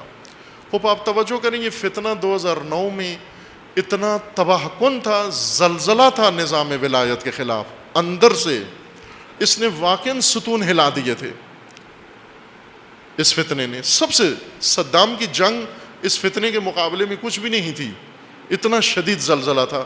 لیکن اللہ نے جس طرح طبس میں انقلاب کو بچایا، جس طرح جنگ میں انقلاب کو بچایا، جس طرح باقی حوادث سے انقلاب کو بچایا، اس فتنے سے بھی بچایا۔ اور اس فتنے سے بچنے کے لیے جو سب سے بڑا وسیلہ اللہ تعالیٰ نے فراہم کیا، وہ رہبر کی بصیرت تھی، الہی بصیرت، کہ اس عظیم فتنے سے، وہ بحران سے، تباہ کن بحران سے نظام کو، انقلاب کو، ملک و مملکت، ہر چیز کو بچا لیا۔ یہ اس لیے عرض کر رہا ہوں کہ یہ ایک مسلسل نبرد ہے انقلاب کے خلاف، اور اس فتنے میں سعودی عرب نے بڑا اہم کردار ادا کیا۔ ایک کتاب بھی ہے، اسی وقت ہم نے نشر بھی کی تھی، انگلش میں نشر ہوئی تھی، ڈیفیٹڈ ریولوشن ان ایران کے نام سے۔ اردو میں ہمارے دوستان وہ ابھی تک لگے ہوئے ہیں، 4-5 سال سے چھپ نہیں سکی۔ 2009 سے شروع کیا انہوں نے اس کتاب کو چھپائی، لیکن چونکہ شاید نہیں ان سے ہو سکی، لیکن انگلش میں اسی ابتدائی 2 مہینے کے اندر چھپ گئی تھی۔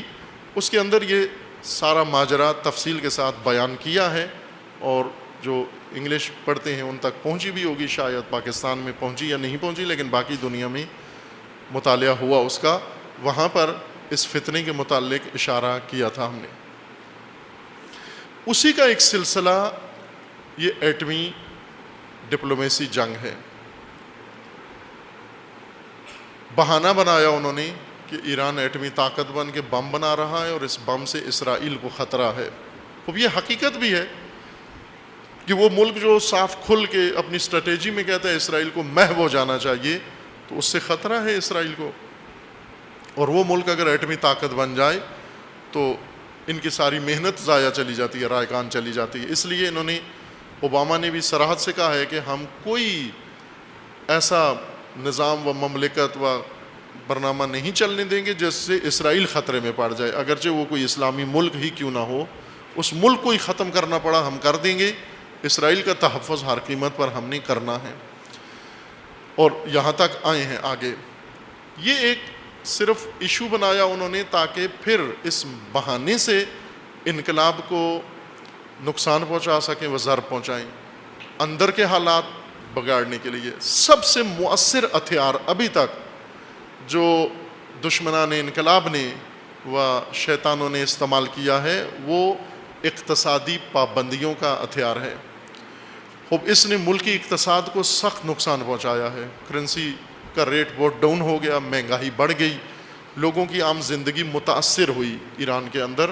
باہر کے ایسے میں پھر بھی آپ پابندیوں جب سے شروع ہوئی ان پابندیوں سے لے کر ابھی تک کہ گویا تقریباً 10-12 سال ہو چکے ہیں. 12 سال سے پابندیوں میں شدت آئی اور 12 سال انہوں نے پابندیاں، شدید ترین پابندیوں میں ملک چلایا اور ملک کی ترقی بھی کی اور ملک کو آگے بڑھایا. اب سال بہ سال جائیں ایران کا مشاہدہ کریں، ترقیاتی کاموں کا جائزہ لیں کہ سال بہ سال کتنی ترقی کر رہا ہے ایسا ملک جو پابندیوں کے اندر ہے. ساتھ انہوں نے مذاکرات بھی کیے. وہ مذاکرات میں نشیب و فراز آتا رہا. یہی جو ابھی پریزیڈنٹ ہیں یہ کسی زمانے میں ایٹمی مذاکرات، ایٹمی فائل کے مذاکرات کے یہ چیف ڈپلومیٹ تھے. آغا روحانی، حسن روحانی صاحب جو ابھی پریزیڈنٹ ہیں، یہ اس وقت ڈپلومیٹ تھے. محمد خاتمی صاحب کی حکومت تھی اور مذاکرات کا کام انہیں سونپا گیا تھا کہ یہ سیکیورٹی چیف تھے سیکیورٹی کونسل کے، اور سینئر ڈپلومیٹ کے طور پر یہی جایا کرتے تھے جنیوا و ویانا اور دیگر جگہوں پر امریکہ وغیرہ میں، اور جا کر مذاکرات شروع کرتے تھے. ان کی سرپرستی میں 8 سال تک انہوں نے ایٹمی فائل، روحانی صاحب نے ایز اے ڈپلومیٹ مذاکرات کیے. اس وقت یہ پورا گروہ جو ان کا منصوبہ یہ تھا، اور انہوں نے یک طرفہ طور پر ان کے کہے بغیر انہوں نے ایٹمی اپنا منصوبہ روک دیا تھا. رضاکارانہ طور پر اپنی حسن نیت بتانے کے لیے، خیر سگالی کے لیے خاتمی صاحب کے حکم پر اور روحانی صاحب نے یہ ایٹمی منصوبہ خود ہی یک طرفہ طور پر بند کر دیا کہ کہیں بھی جہاں جہاں تھے تالے لگا دیے کہ کچھ بھی نہیں کریں گے ہم. حتیٰ یونیورسٹیوں میں پڑھانے پہ پابندی لگا دی تاکہ لوگ اعتماد کریں، امریکہ ہم پر اعتماد کرے کہ ہم ایسا کوئی بم بنانے کا ارادہ نہیں رکھتے. وہ 8 سال خاتمی صاحب کے گزرے، یک طرفہ طور پر انہوں نے ایٹمی پلان اپنا چھوڑ دیا، اور چھوڑنے کے بعد بھی کوئی مسئلہ حل نہیں ہوا بلکہ پابندیاں شدید سے شدید تر ہوتی گئیں، جبکہ انہوں نے رضاکارانہ طور پر اپنا منصوبہ خود بند کر دیا تھا. پھر بھی پابندیاں لگتی رہیں. پھر نئے صدر آئے احمدی نژاد، انہوں نے آ کر کہا جب پابندیاں ہی لگانی ہیں آپ نے، ہم بند کیا ہوا ہے اور آپ پابندیاں لگا رہے ہیں، تو اگر پابندیوں میں ہی ہم نے بند رکھنا ہے اس کو تو ہم کیوں نہ پھر ان پابندیوں میں اپنا کام کریں. لہٰذا انہوں نے آ کر شد و مت سے اور تیزی کے ساتھ اس منصوبے پہ کام کیا اور اسے بڑھایا آگے، اور حیرتناک حد تک ایران کا ایٹمی پلان آگے بڑھا اور ان کو کامیابیاں بہت سارے شعبوں میں نصیب ہوئیں جس کی یہ توقع نہیں کر سکتے تھے کہ وہ مشینیں جن کے ذریعے سے یورینیم کو غنی کیا جاتا ہے، افسودہ کیا جاتا ہے، اس کی انریچمنٹ، وہ بہت ابتدائی قسم کی مشینیں تھیں، سادہ سی. انہوں نے وہ خود بنائیں اور ہزاروں کی تعداد میں ان کو لے گئے، اور انہیں یقین ہو گیا کہ اب ان کے پاس یہ ٹیکنالوجی آ گئی ہے. اور پھر اس کے مختلف حصے اس ایٹمی منصوبے کے ملک میں اندر پھیلا دیے اور محفوظ جگہوں پر پھیلا دیے.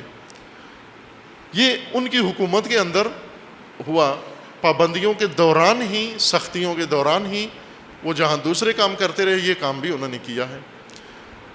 لیکن پابندیوں کو انہوں نے دن بدن اور سخت کیا، ٹائٹ کیا، اس حد تک کہ ایران کا مکمل طور پر بائیکاٹ، اس کا ایک حصہ پاکستانیوں، گیس پاکستان کی سب سے بڑی ضرورت ہے انرجی، اور گیس ایران نے لا کے پائپ اپنا معاہدے کے مطابق بارڈر پہ چھوڑا ہوا ہے، رکھا ہوا ہے، اور پاکستان ان سے نہیں لے رہا چونکہ ایران پہ پابندیاں ہیں، یا اس طرح کے اور جو معاہدے تھے وہ سب کے سب ختم ہو گئے۔ ظاہر ہے یہ پابندیاں لوگوں کے اوپر دباؤ ڈالتی ہیں، عوام کے اوپر دباؤ ڈالتی ہیں۔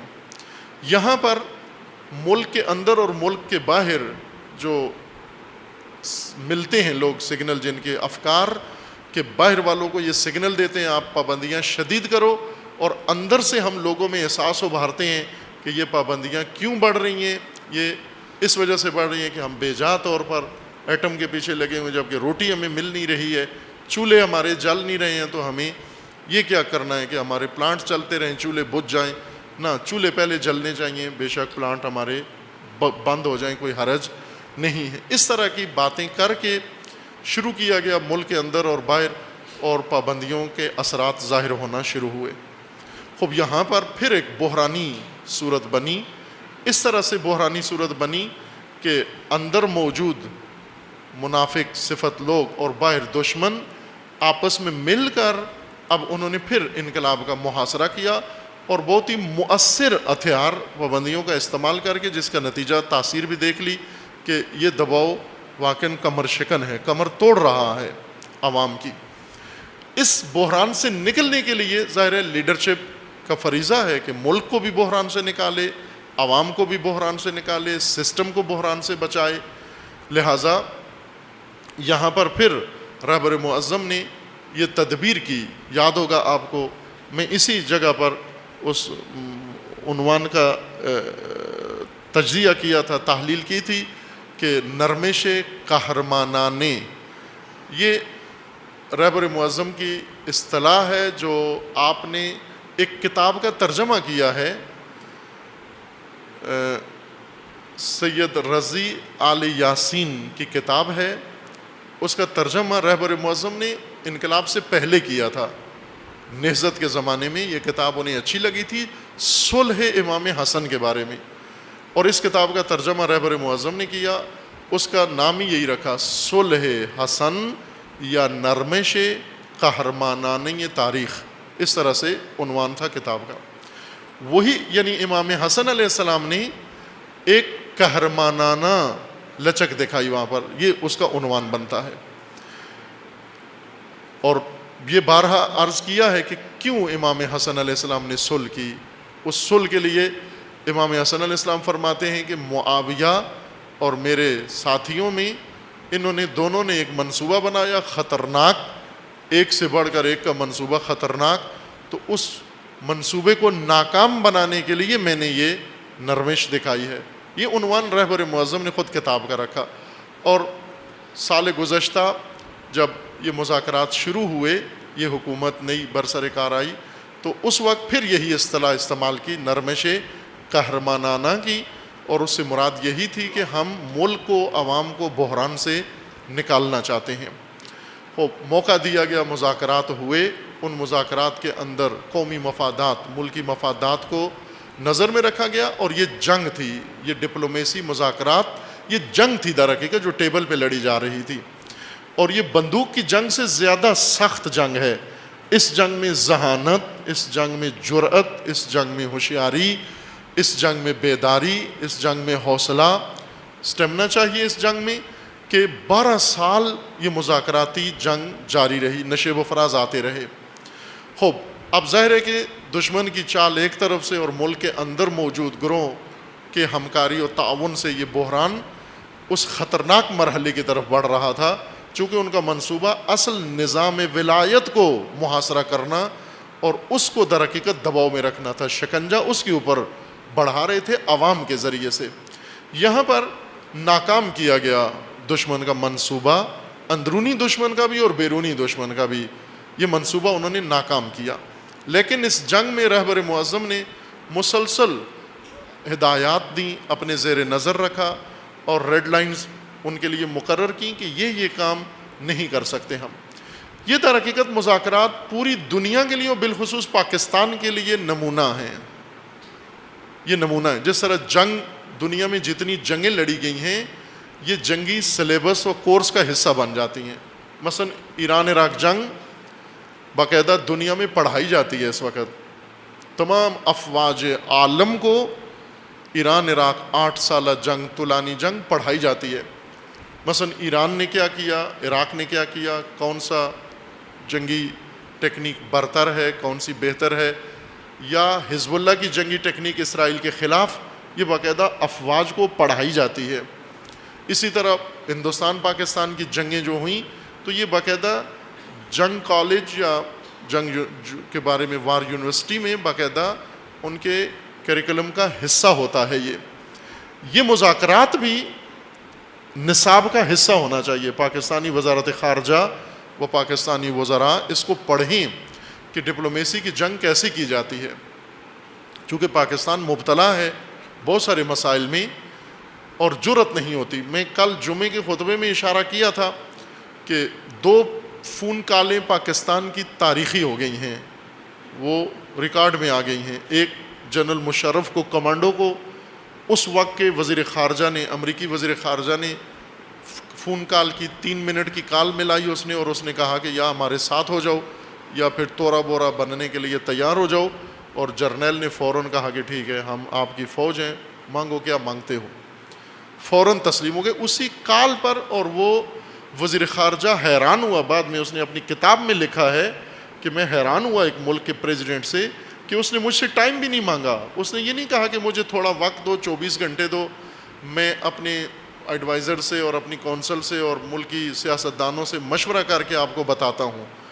اسی وقت میں نے کہا یہ کرو, اس نے کہا ٹھیک ہے کرتے ہیں, آپ آ جاؤ ادھر, جو کرنا ہے کرو. اور دوسری کال چند دن پہلے آئی ہے کہ پاکستانی اہلکاروں نے, سیکیورٹی کے اہلکاروں نے این جی او پکڑی 2-3, جن میں ایک سیو دا چلڈرن, جس کا آ گیا اخباروں کے اندر تذکرہ. اس کو تشخیص دیا گیا کہ یہ ملک دشمن ہے, پاکستان دشمن این جی او ہے اور ان سرگرمیوں میں ملوث ہے. یہ وزیر داخلہ نے بیان دیا پچھلے جمعے کہ بھارت, اسرائیل اور امریکہ اس کی مدد کرتا ہے, اس این جی او کی, اور ان کے تعاون سے پاکستان کے اندر یہ ملک دشمن ان سرگرمیوں میں ملوث ہے. لیکن یہ اس این جی او کو چلنا ہے. وزیر داخلہ نے حکم دے کر اس کا دفتر بند کروایا, اور ادھر سے وزیر اعظم کو فون آیا کہ یہ این جی او چلنی چاہیے, اور وزیر اعظم نے وزیر داخلہ کو بتائے بغیر حکم دے دیا کہ یہ این جی او کا دفتر کھل جائے, تالا کھل جائے, یہ چلنی چاہیے, ایک فون کال پر. خوب یہاں پر آپ 12 سالہ مذاکرات کی جنگ, اور وہ بھی 5 ایٹمی طاقتوں کے ساتھ, جن میں سے ایک بدتر ہیں, اور سب سے زیادہ خباثت, سب سے زیادہ خبیث ملک جنہوں نے اس جنگ میں بہت خباثت کی ہے, وہ چین اور روس ہیں اس مذاکراتی جنگ میں, کہ انہوں نے امریکہ سے بھی فائدہ اٹھایا ہے, ایران سے بھی فائدہ اٹھایا ہے. وہ امریکہ کو کہتے تھے کہ ہماری یہ بات مانو ورنہ ہم ایران کے حق میں ہو جائیں گے, اور پھر ایران کے اوپر دباؤ ڈالتے تھے کہ آپ ہماری یہ ڈیمانڈ پوری کرو ورنہ ہم آپ کے خلاف امریکہ کے ساتھ ہو جائیں گے. اور اس طرح ان دونوں نے مفادات حاصل کی ہے بنیے کے طور پر. انہوں نے سیاست نہیں کی, انہوں نے تجارت کی ہے مذاکرات کے اندر, اور خوب کمایا, اور ابھی بھی کمائیں گے, یہ کمانے کے لیے آمادہ ہیں. دوسرے ممالک بھی یورپی ممالک تھے. اب توجہ کریں کہ یہ بدماش ملک ہیں, یہ دنیا کے بدماش ایک طرف اور نظام الہی کا نمائندے ایک طرف. اصل مذاکرات جو تھے وہ یہ کنٹوٹے بدماش دنیا کے ایک طرف, یا کفن چور مردہ خور علامہ اقبال کے بقول, اور ایک طرف سے نظام الہی, یا ایک طرف سے کہیں اسلام کا پرچمدار تشیع ایک طرف مذاکرات میں بیٹھا ہوا ہے. یہ بہت ہی تاریخی بات ہے کہ 12 سالہ مذاکرات جنگ لڑی گئی ٹیبل کے اوپر, اور یہ جنگ ابھی ختم نہیں ہوئی. یہ بیانیہ ہے, معاہدہ ابھی نہیں ہوا عزیزان, یہ بیانیہ ہے, ایک مشترکہ بیانیہ انہوں نے شائع کیا ہے 5 ملکوں نے ایران کے ساتھ مل کر. یہ 6 ملک ادھر تھے اور 7واں ایران تھا. انہوں نے دو طرفہ ایک بیانیہ نشر کیا ہے. ابھی اس بیانیے کے اوپر اب پوری دنیا کے اوپر بہت محتاط انداز سے تبصرہ ہو رہا ہے. اس کی مخالفت بھی ہو رہی ہے, اس کی حمایت بھی ہو رہی ہے ہر جگہ. امریکہ میں اس کے حامی بھی ہیں, اس کے مخالف بھی ہیں. اوباما اور اس کی جماعت اس کے حامی ہیں. اوباما کی جماعت میں ہیلری کلنٹن جو آنے والی پریزیڈنٹ بننے کے لیے امیدوار ہے, وہ اس کی سخت مخالف ہے. جس نے جانشین بننا ہے اوباما کا اور اوباما کی پارٹی سے ہے. اور ان کے مقابلے میں ریپبلکن ہیں, بش پارٹی, وہ بالکل ہی اس کے خلاف ہیں. جو اس وقت کانگریس میں بیٹھے ہوئے ہیں وہ بالکل اس معاہدے کو ریجیکٹ کرتے ہیں کہ یہ درست معاہدہ نہیں ہوا, اس وجہ سے کہ سیونسٹوں کا ان کے اوپر گہرا اثر ہے. اسرائیل اور سعودی عرب سب سے زیادہ اس معاہدے کے خلاف ہیں, اس بیانیے کے, کہ یہ غلط ہوا ہے, یہ نہیں ہونا چاہیے تھا. اور تڑپ رہے ہیں دونوں, سعودی عرب اور اسرائیل, یہ دونوں. ایران کے اندر بھی اس کے مخالف بھی ہیں, اس کے حامی بھی ہیں, اور پوری دنیا میں ایسے ہے, مخالف بھی ہیں اس کے اور اس کے حامی بھی ہیں. مخالفین اپنے تحفظات ظاہر کرتے ہیں, اس کے حامی اپنے تحفظات فوائد ظاہر کرتے ہیں. خوب یہ سلسلہ ابھی جاری ہے, یہ یوں نہیں کہ ابھی ختم ہو گیا سب کچھ. یہ بیانیے جو عوام کے سامنے دیے جاتے ہیں وہ کچھ اور ہیں, اور جو پیچھے دروازوں کے پیچھے سائن کیے جاتے ہیں وہ چیزیں کچھ اور ہیں.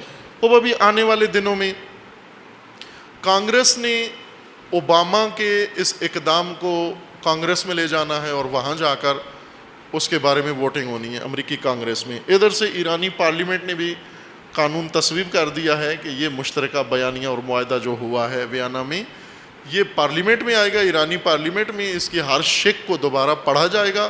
اگر ملکی مفاد میں ہوا تو پارلیمنٹ اجازت دے گی, ورنہ اجازت نہیں دے گی. خوب یہ اس طرح سے نہیں ہوگا کہ یا ہوگا یا نہیں ہوگا, نہ, یہ ہوگا بھی اور نہیں بھی ہوگا, چونکہ یہ ایک جنگ ہے, یہ جاری رہے گی, اسی طرح سے جاری رہے گی. ایران کے اندر بھی اور امریکہ کے اندر بھی اور ان شیطانی طاقتوں کے اندر بھی.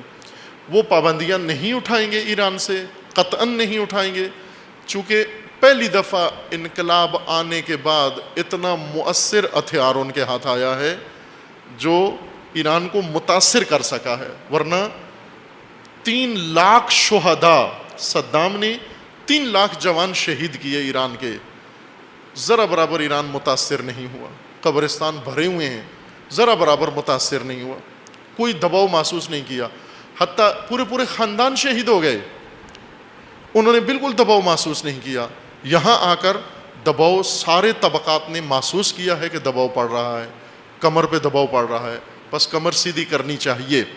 انہیں بھی احساس ہوا ہے کہ ہم پہلے سیاسی اور پہلے فوجی اور پہلے دوسرے حربے اور ہتھیار استعمال کرتے رہے, جبکہ اصل ہتھیار یہ تھا پابندیوں کا. اور ظاہر ہے کہ وہ اس ہتھیار کو کبھی ضائع نہیں کریں گے, قطر نہیں اٹھائیں گے پابندیاں, کھیلیں گے. خوب ادھر بھی ان کو طریقہ آتا ہے ان سے کھیلنے کا. ادھر یہ ذہن میں رہے سب, چونکہ جو لوگ بھی انقلاب کے حامی ہیں, وہ انقلاب کے مددگار ہیں, وہ انقلاب کے پشتیبان ہیں پاکستان میں, وہ پوری دنیا میں, ان کے لیے بھی واقعاً سنجیدہ مسئلہ ہے, دوسروں کے لیے بھی ہے, سنجیدہ مسئلہ ہے. عزیزان, ایران کے اندر آپ کو معلوم ہونا چاہیے کہ سپریم پاور, سپریم اقتدار رہبری ہے. کوئی کام رہبری کے اجازت کے بغیر ایران میں نہیں ہو سکتا. بھلے یہ رہبری کا محاصرہ کرنے کے لیے ماحول بناتے ہیں کہ رہبر کو عوام کے مقابلے میں لے آئیں, عوام کو رہبر کے مقابلے میں لے آئیں, یہ شیطنت ہوتی رہتی ہے. لیکن الحمدللہ رہبر معظم نے ہمیشہ ان بحرانوں کو, ان فتنوں کو ناکام بنایا ہے. اور جب بھی انہوں نے تدبیر مکر کیا ہے, اللہ کے مکر نے ان کو رسوا کیا ہے, اور ہوں گے اور ہو رہے ہیں انشاءاللہ. یہاں جیسے اشارہ کیا کہ سابقہ پریزیڈنٹ خاتمی صاحب, وہ انقلاب کے ملک میں پریزیڈنٹ تھا, لیکن ابھی فتنے کا سرغنہ کہلاتا ہے, اور باقاعدہ ایرانی کورٹ نے اس کی تصویر اخبار میں دینا ممنوع ہے, جرم ہے. خاتمی کی تصویر ٹی وی میں آنا, اخباروں میں آنا, میگزین میں آنا, پرنٹ کرنا, یہ جرم ہے. ملک کا سابقہ صدر رہا ہے. کیوں؟ کہ مجرم ہے, اس نے فتنہ کھڑا کیا 2009 میں. اسی طرح جو دوسرے ہیں 2-3 آدمی, ان کا بھی یہی حال ہے. یہ ہو سکتا ہے کہ حکومت کے اندر کارندے, بیوروکریٹس, ڈپلومیٹ, یہ ممکن ہے کچھ نہ کچھ کریں، آگے پیچھے کریں، اونچ نیچ کریں، ان سے توقع ہو سکتی ہے، کروبی اوپر نیچے ہو سکتے ہیں، میر حسین موسوی اوپر نیچے ہو سکتا ہے، لیکن یہ سپریم طاقت نہیں ہے، پریزیڈنٹ سپریم پاور نہیں ہے، پارلیمنٹ سپریم پاور نہیں ہے، وہاں نظام جمہوری نہیں، ولایت کا نظام ہے، امامت کا نظام ہے، سپریم پاور ولی فقیہ ہے، اور ولی فقیہ کے ہوتے ہوئے اب یہ کوئی ایسا اقدام نہیں کر سکتے جو ان کی نیتوں میں ہے، چونکہ ولی فقیہ تمام مسئلے پر احاطہ رکھتے ہیں، اس لیے مطمئن رہیں تمام خیر خواہان انقلاب، تمام حامیان انقلاب، تمام دوستداران انقلاب مطمئن رہیں کہ یہ مشکل پیش نہیں آئے گی، لیکن یہ ماننے والی بات ہے کہ ظاہر سی بات ہے ان پابندیوں نے ایران کے اوپر دباؤ ڈالا ہے، اور سخت دباؤ ڈالا ہے، جنگ سے زیادہ شدید دباؤ ڈالا ہے، اور رہبر کے فریضے میں سے ہے کہ ملک کو اس بحران سے نکالیں، عوام کو اس بحران و تشویش سے نکالیں۔ اب ڈپلومیسی کا ایک راستہ ہے، یہ جاری رہے گا، جیسے اشارہ کیا یہ جاری رہے گا، یہ کھیل، یہ جنگ جاری رہے گی، انہیں بھی طریقہ آتا ہے ان سے ڈیل کرنے کا، انہیں وہ بھی عادی ہو گئے ہیں ان سے مذاکرات کرنے کے، یہ سلسلہ جاری رہے گا، لیکن اس سے جو دوسرے موارد میں، دوسرے موضوعات کے اندر جو استفادہ کیا جائے گا وہ یہ ہے کہ ایران میں عنقریب الیکشن ہونے والے ہیں، پارلیمنٹ کے الیکشن ہونے والے ہیں، اسی سال میں ایران کے اندر الیکشن ہونے والے ہیں پارلیمنٹ کے۔ اس وقت پارلیمنٹ صدر روحانی کے خلاف جو گروپ ہے ان کی ہے، جن کو یہاں کی میڈیا کی زبان میں قدامت پرست کہا جاتا ہے، قدامت پرستوں کی اکثریت ہے، ان کے اپنے بقول اصول پرست یا اصول گرا کہتے ہیں، ایران کے اندر ان کے لیے سیاسی لفظ اصول گرا ہے، یہاں قدامت پرست ہے، اس وقت ان کی پارلیمنٹ ہے، اور یہ نمائندگی کرتے ہیں اصلاح طلب لوگوں کی، ریفارمسٹ۔ روحانی صاحب یہ چاہتے ہیں کہ پارلیمنٹ میں ان کی اکثریت ہو جائے، ان کے گروپ کی، خاتمی صاحب، رفسنجانی صاحب اور روحانی صاحب کا جو گروپ ہے، یہ چاہتے ہیں کہ اس انتخابات میں یہ پاکستانیوں کے بقول کلین سویپ کریں اور تمام قدامت پرستوں کو پارلیمنٹ سے باہر نکال دیں، اور اس طرح پارلیمنٹ ان کے اختیار میں آ جائے، پھر یہ جو مرضی ہے کریں۔ لہٰذا ایران کے اندر مذاکرات کا جو اثر پڑے گا، ابھی جو زیادہ شدت آئے گی وہ انتخاباتی عمل میں ہے، چونکہ اس حکومت نے بیان دے دیے ہیں زیادہ کہ مسئلہ حل ہو گیا، پابندیاں اٹھ گئیں، اب فلاں ہو گیا، جبکہ کچھ بھی نہیں ہوا، ابھی نہ پابندیاں اٹھی، ایک بھی پابندی نہیں اٹھی ابھی۔ یہ بیانیہ ہے، 6 ماہ بعد اس کے اوپر عمل درآمد کا وقت آئے گا، اور وہ یہ کہیں گے کہ جیسا ہم نے کہا تھا ایران نہیں کر رہا، ہم نے کہا تھا یہ تالا لگاؤ، انہوں نے نہیں لگایا، ہم نے کہا تھا یہ روک دو، انہوں نے نہیں روکا، وہ پھر نئے سرے سے یہ ماجرا پھر شروع ہو جائے گا۔ یہ کہیں گے جو آپ نے کہا تھا، معاہدہ ہوا تھا ہم کر رہے ہیں، وہ کہیں گے جو ہم نے کہا تھا وہ آپ نہیں کر رہے ہیں، تو یہ دم چھوٹے گی نہیں، یہ سلسلہ جاری رہے گا۔ لیکن جو ہوگا کام، پابندیاں ہٹیں نہ ہٹیں، امریکہ میں بھی الیکشن ہو رہے ہیں اور یہاں پر بھی الیکشن ہو رہے ہیں، یہاں ایران میں جو الیکشن ہے یہ چاہ رہے ہیں ان کے لیے استفادہ کریں، لہٰذا تند و تیز، شد و مد کے بیان کہ یہ جشن ہے، یہ بڑی کامیابی ہے، یہ فلاں ہے، جبکہ امریکہ بیان دے رہا ہے کہ ہمیں ایرانیوں پر اعتماد نہیں ہے، اور رہبر معظم نے کھل کے کہا ہے کہ ہمیں ان سب پر اعتماد نہیں ہے۔ خوب ایسی فضا میں یہ جنگ ہے عزیزان، یہ جنگ جاری تھی، ہے، اور آئندہ رہے گی یہ جنگ جاری۔ اس لیے اس کے جو اندرونی استفادے ہیں اس کی خاطر دونوں ملکوں کے اندر کوششیں ہو رہی ہیں۔ اوباما چاہتا ہے کہ یہ الیکشن وہ جیت جائے، مذاکرات کا حوالہ دے کر کہ میں نے دنیا کو بہت بڑے خطرے سے بچا لیا۔ آپ اوباما کے بیان پڑھیں روز جو آ رہے ہیں کہ دنیا کو تباہی سے بچا لیا ہے۔ کس تباہی سے؟ ایران کے ساتھ معاہدہ کر کے، یعنی ایران دنیا پوری تباہ کرنے جا رہا تھا اور میں نے بچا لیا ہے۔ یہ امریکیوں کو باور کرا رہا ہے، اور روحانی صاحب اپنی قوم کو باور کرا رہے ہیں کہ میں نے ایرانیوں کو بھوک سے اور مرنے سے بچا لیا، یہ بھوک سے مرنے والے تھے اور میں نے ان کو بچا لیا ہے۔ اس نے دنیا بچا لی ہے، انہوں نے ایران بچا لیا تاکہ الیکشن جیت سکیں۔ یہ اس طرف ہے استفادہ کرنے کے لیے یہ ایشو چھیڑتے ہیں۔ یہاں میڈیا یک طرفہ ہے، اس میڈیا میں حقائق بیان نہیں ہوتے، کالم نگار ہیں، اونٹ پٹانگ لکھتے ہیں، وہ حقیقت سے دور کا بھی اس کا تعلق نہیں ہوتا کہ اب مرد آباد امریکہ ختم ہو جائے گا، اب فلاں ہو جائے گا، نہ.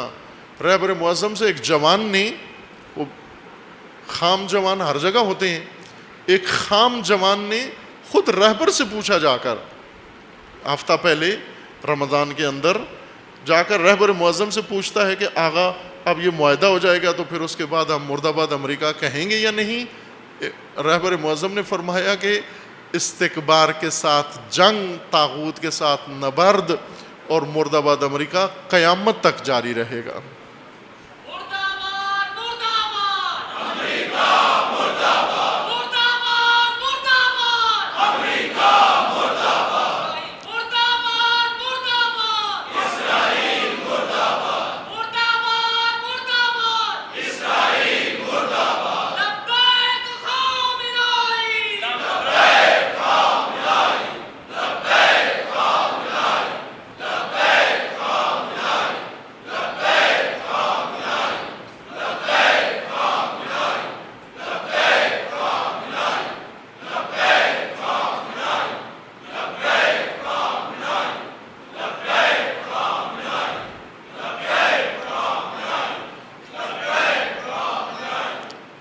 اس معاہدے کا ایک حصہ پاکستان سے مربوط ہے. ہمارے وزراء پہلے دن سے ہی بیان دینا شروع کر دیا کہ اب گیس آ رہی ہے، اب گیس پہنچ رہی ہے، اب 2 مہینے میں آئے گی، 6 مہینے میں آئے گی. نہیں آئے گی، چونکہ پہلے امریکہ نے روکا ہوا تھا، اب سعودی عرب نے روک لے گا.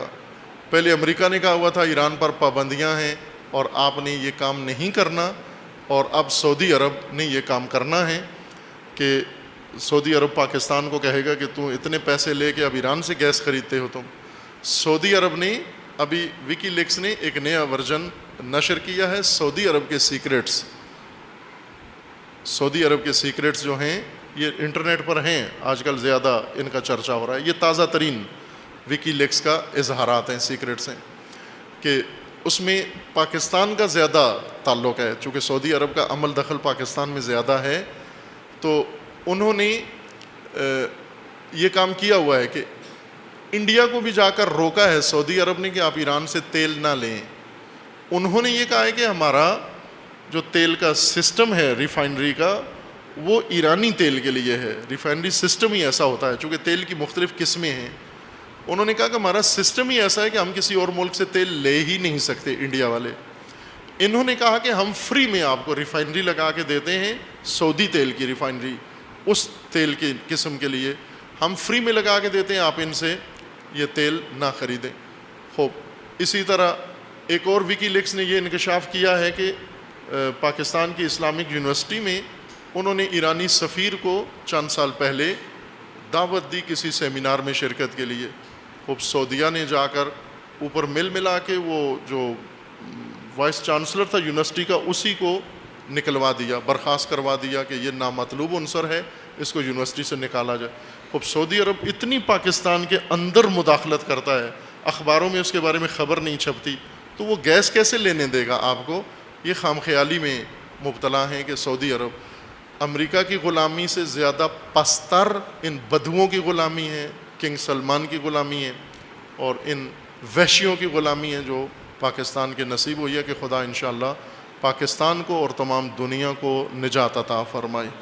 اللہم بحق اسمک العظیم الاعظم الاعز الاجل الاکرم یا اللہ یا اللہ یا اللہ یا اللہ یا اللہ یا اللہ یا اللہ یا خدا بندہ بحق اسماء حسنہ خود، بحق اولیاء، بحق شہداء، بحق صلحاء، بحق انبیاء، بحق ائمہ اطہار، بحق اہل البیت، بحق قرآن، بحق ماہ سیام، بحق عید، پروردگارہ ہم سب کے گناہان صغیرہ و کبیرہ کو معاف فرما. خدا بندہ ہمارے والدین کے گناہان صغیرہ و کبیرہ کو معاف فرما. جو مومنین اس دنیا سے رحلت فرما گئے ہیں پروردگارہ ان سب کو جوار رحمت میں مقام نصیب فرما. ان کے گناہوں، ان کی تقصیرات، ان کی معصیتوں سے صرف نظر فرما. پروردگارہ جو مریض ہیں ملتمس دعائیں انہیں شفاء عاجلہ نصیب فرما. پروردگارہ جو بے روزگار ہیں انہیں رزق حلال نصیب فرما. خدا بندہ جو کسی مصیبت و مشکل میں گرفتار ہیں ان کے تمام مسائل و مشکلات کو برطرف فرما. پروردگارہ تمام امت اسلامیہ کو ظلم و ستم سے نجات عطا فرما، ان ظالمین کو ظلم سمیت نیست و نابود فرما، امریکہ اور اسرائیل کا خاتمہ فرما۔ خداوندہ بحق محمد و آل محمد مظلومین یمن کو نجات عطا فرما، مظلومین بحرین کو نجات عطا فرما، مظلومین عراق کی مدد و نصرت فرما، مظلومین سوریہ و لبنان کی مدد فرما۔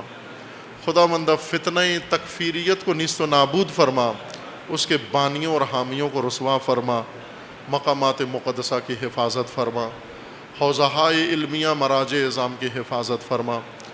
خداوندہ بحق محمد و آل محمد حزب اللہ کو کامیابی عطا فرما، تمام مجاہدین کو جہاں بھی برسر پیکار ہیں انہیں کامیابی نصیب فرما۔ سید مقاومت سید حسن نصر اللہ کی حفاظت فرما، رہبر معظم انقلاب اسلامی کا سایہ دراز فرما، انقلاب اسلامی کو دشمنوں کے شر سے محفوظ فرما، انقلاب اسلامی کو انقلاب امام زمان سے متصل فرما، مملکت پاکستان کی حفاظت فرما، اس ملک کو اندرونی بیرونی دشمنوں کے شر سے محفوظ فرما، ملک کے ساتھ خیانت کرنے والوں کو رسوا فرما، اس ملک کے اندر امن و امان قائم فرما، دہشت گردی، فرقہ واریت، فتنہ و فساد و نفاق پھیلانے والوں کو نیست و نابود فرما، ملت پاکستان کے اندر اتحاد و اتفاق قائم فرما، ملت اسلامیہ کے اندر اتحاد و اتفاق قائم فرما، ملت تشیع کے اندر اتحاد و اتفاق قائم فرما۔ پیروان امیر المومنین جہاں کہیں بھی ہیں، بالخصوص سعودی عرب میں، یمن میں، بحرین میں، عراق میں، لبنان میں، سوریہ میں و بالاخص پاکستان میں، ان کے عزت و مال و جان و ناموس کی حفاظت فرما۔ اپنے ولی حق ولی اللہ العظم اجل اللہ تعالی فرج و شریف کا جلد از جلد ظہور فرما، ہمیں حضرت کے اعوان و انصار میں سے ہونے کی توفیق عطا فرما۔ تمام دنیا میں، دنیا اسلام میں و بالاخص مملکت پاکستان میں نظام حق امامت و ولایت کے قیام کی توفیق عطا فرما۔ اعوذ باللہ من الشیطان الرجیم، بسم اللہ الرحمن الرحیم۔ قل هو اللہ احد اللہ الصمد لم یلد ولم یولد ولم یکن لہ کفوا احد۔ صلوات پڑھیے محمد و آل محمد۔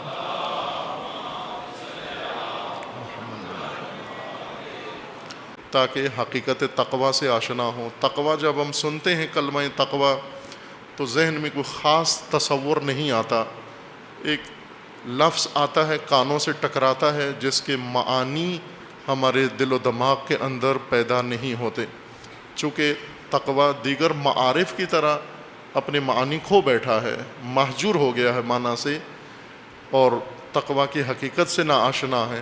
اللہ تعالیٰ نے روزے جیسی توفیق عطا فرمائی تاکہ انسان تقوی پر فائز ہو سکے، اور جن کو یہ توفیق نصیب ہوئی ہے اب ان کا فریضہ اس کی حفاظت ہے، اس کی بقا ہے، اس کو جاری رکھنا ہے کہ ضائع نہ ہونے دیں اس توفیق کو، پھر معمول میں نہ آ جائیں، جن عادتوں سے جان چھڑائی ہے انہی عادتوں میں واپس نہ آ جائیں، اور جن آفات سے نجات پائی ہے انہی آفات میں پھر دوبارہ واپس نہ آ جائیں۔ جس لعب و لعب سے اللہ نے ماہ مبارک میں توفیق دی نجات پانے کی، دوبارہ اس کی طرف رجوع نہ کریں کہ خداوند تعالیٰ انشاءاللہ تمام مومنین کو و تمام بندگان خالص الہی کو یہ توفیق حفظ تقوی عطا فرمائے انشاءاللہ۔ ایک اہم موضوع عید فطر میں جو واجب عمل ہے، عید فطر، نماز عید فطر اصالتاً واجب ہے۔ فقہائے امامیہ کا فتویٰ یہ ہے کہ عصر غیبت کبریٰ میں چونکہ مشروط ہے امام کے ہونے کے ساتھ، اس وجہ سے یہ واجب کی نیت سے نہیں پڑھی جائے گی، امام معصوم خود عید کا قائم کریں یا ان کا مقرر کردہ امام نمائندہ قائم کرے تو واجب کی نیت سے پڑھیں۔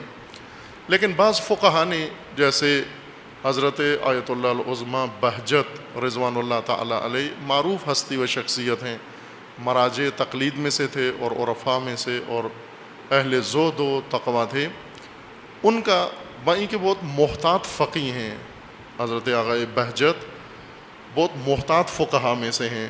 محتاط فقہا وہ ہوتے ہیں جو بیشتر فتاویٰ کے بجائے احتیاط کا حکم دیتے ہیں، فتویٰ کم دیتے ہیں، احتیاط کا حکم زیادہ دیتے ہیں۔ یہ ان بزرگوں میں سے ہیں کہ فتویٰ کم دیتے ہیں لیکن یہاں پر انہوں نے فتویٰ دے دیا اور فرمایا ہے کہ آغا بہجت کا یہ فتویٰ تھا، اور عید فطرت ہے، عید فطر،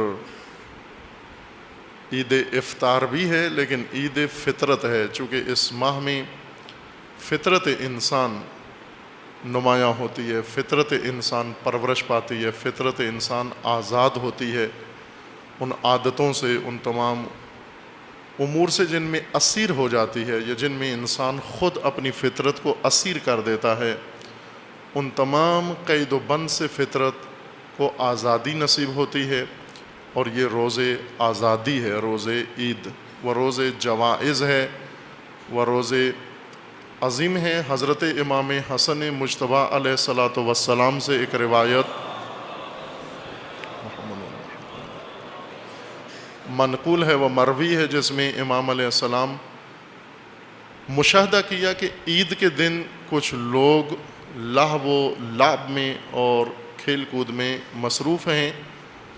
امام نے ان کو دیکھا اور دیکھ کر انہیں خطاب کیا اور انہیں فرمایا کہ تمہیں پتہ ہے ماہ رمضان کیا تھا اور روز عید کیا ہے؟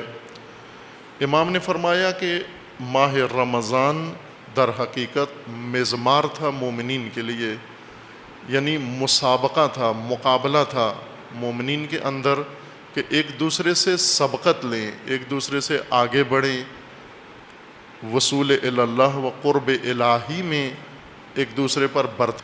اور جس طرح ہم بھی آشنا ہیں کہ جب مقابلہ ہوتا ہے اور وہ جو سبقت لے جاتے ہیں دوسروں پر، جشن ان کا ہوتا ہے، اصل سب باقی دیکھنے والے ہوتے ہیں، انہی کو سارے تحسین کر رہے ہوتے ہیں، انہی کے لیے حوصلہ افزائی کر رہے ہوتے ہیں، انہی کے لیے آرزوئے توفیق و موفقیت کی جاتی ہے، اور انہی کو دیکھ کر سب خوش ہوتے ہیں۔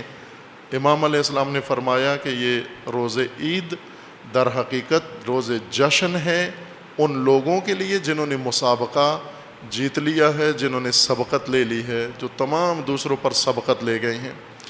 اس لیے یہ روز عید شاید روز سوگ ہو ان لوگوں کے لیے جو اس مسابقے میں پیچھے رہ گئے اور مات کھا گئے اور محروم رہ گئے، اور لیلۃ القدر جیسی رات میں بھی اپنی تقدیر انتخاب نہیں کر سکے اور غفلت کے اندر پورا ماہ مبارک طے کر دیا۔ ان کے لیے شاید روز عید یہ خوشی کا جشن نہ ہو بلکہ سوگ کا دن ہے۔ عید امام علیہ السلام فرماتے ان لوگوں کے لیے۔ ان سے پوچھا کہ مجھے یہ بتاؤ کہ تم کیوں ہنس رہے ہو، تم کیوں اچھل کود رہے ہو؟ آیا یہ الہی مسابقہ، یہ سیر و سلوک اللہ، اس میں سبقت لے گئے ہو دوسروں سے جس کی خوشی منا رہے ہو، یا آپ اپنے آپ کو ان کاموں میں سرگرم کر کے اپنی محرومیت اور اپنی حرمان کا اعلان گویا کر رہے ہو؟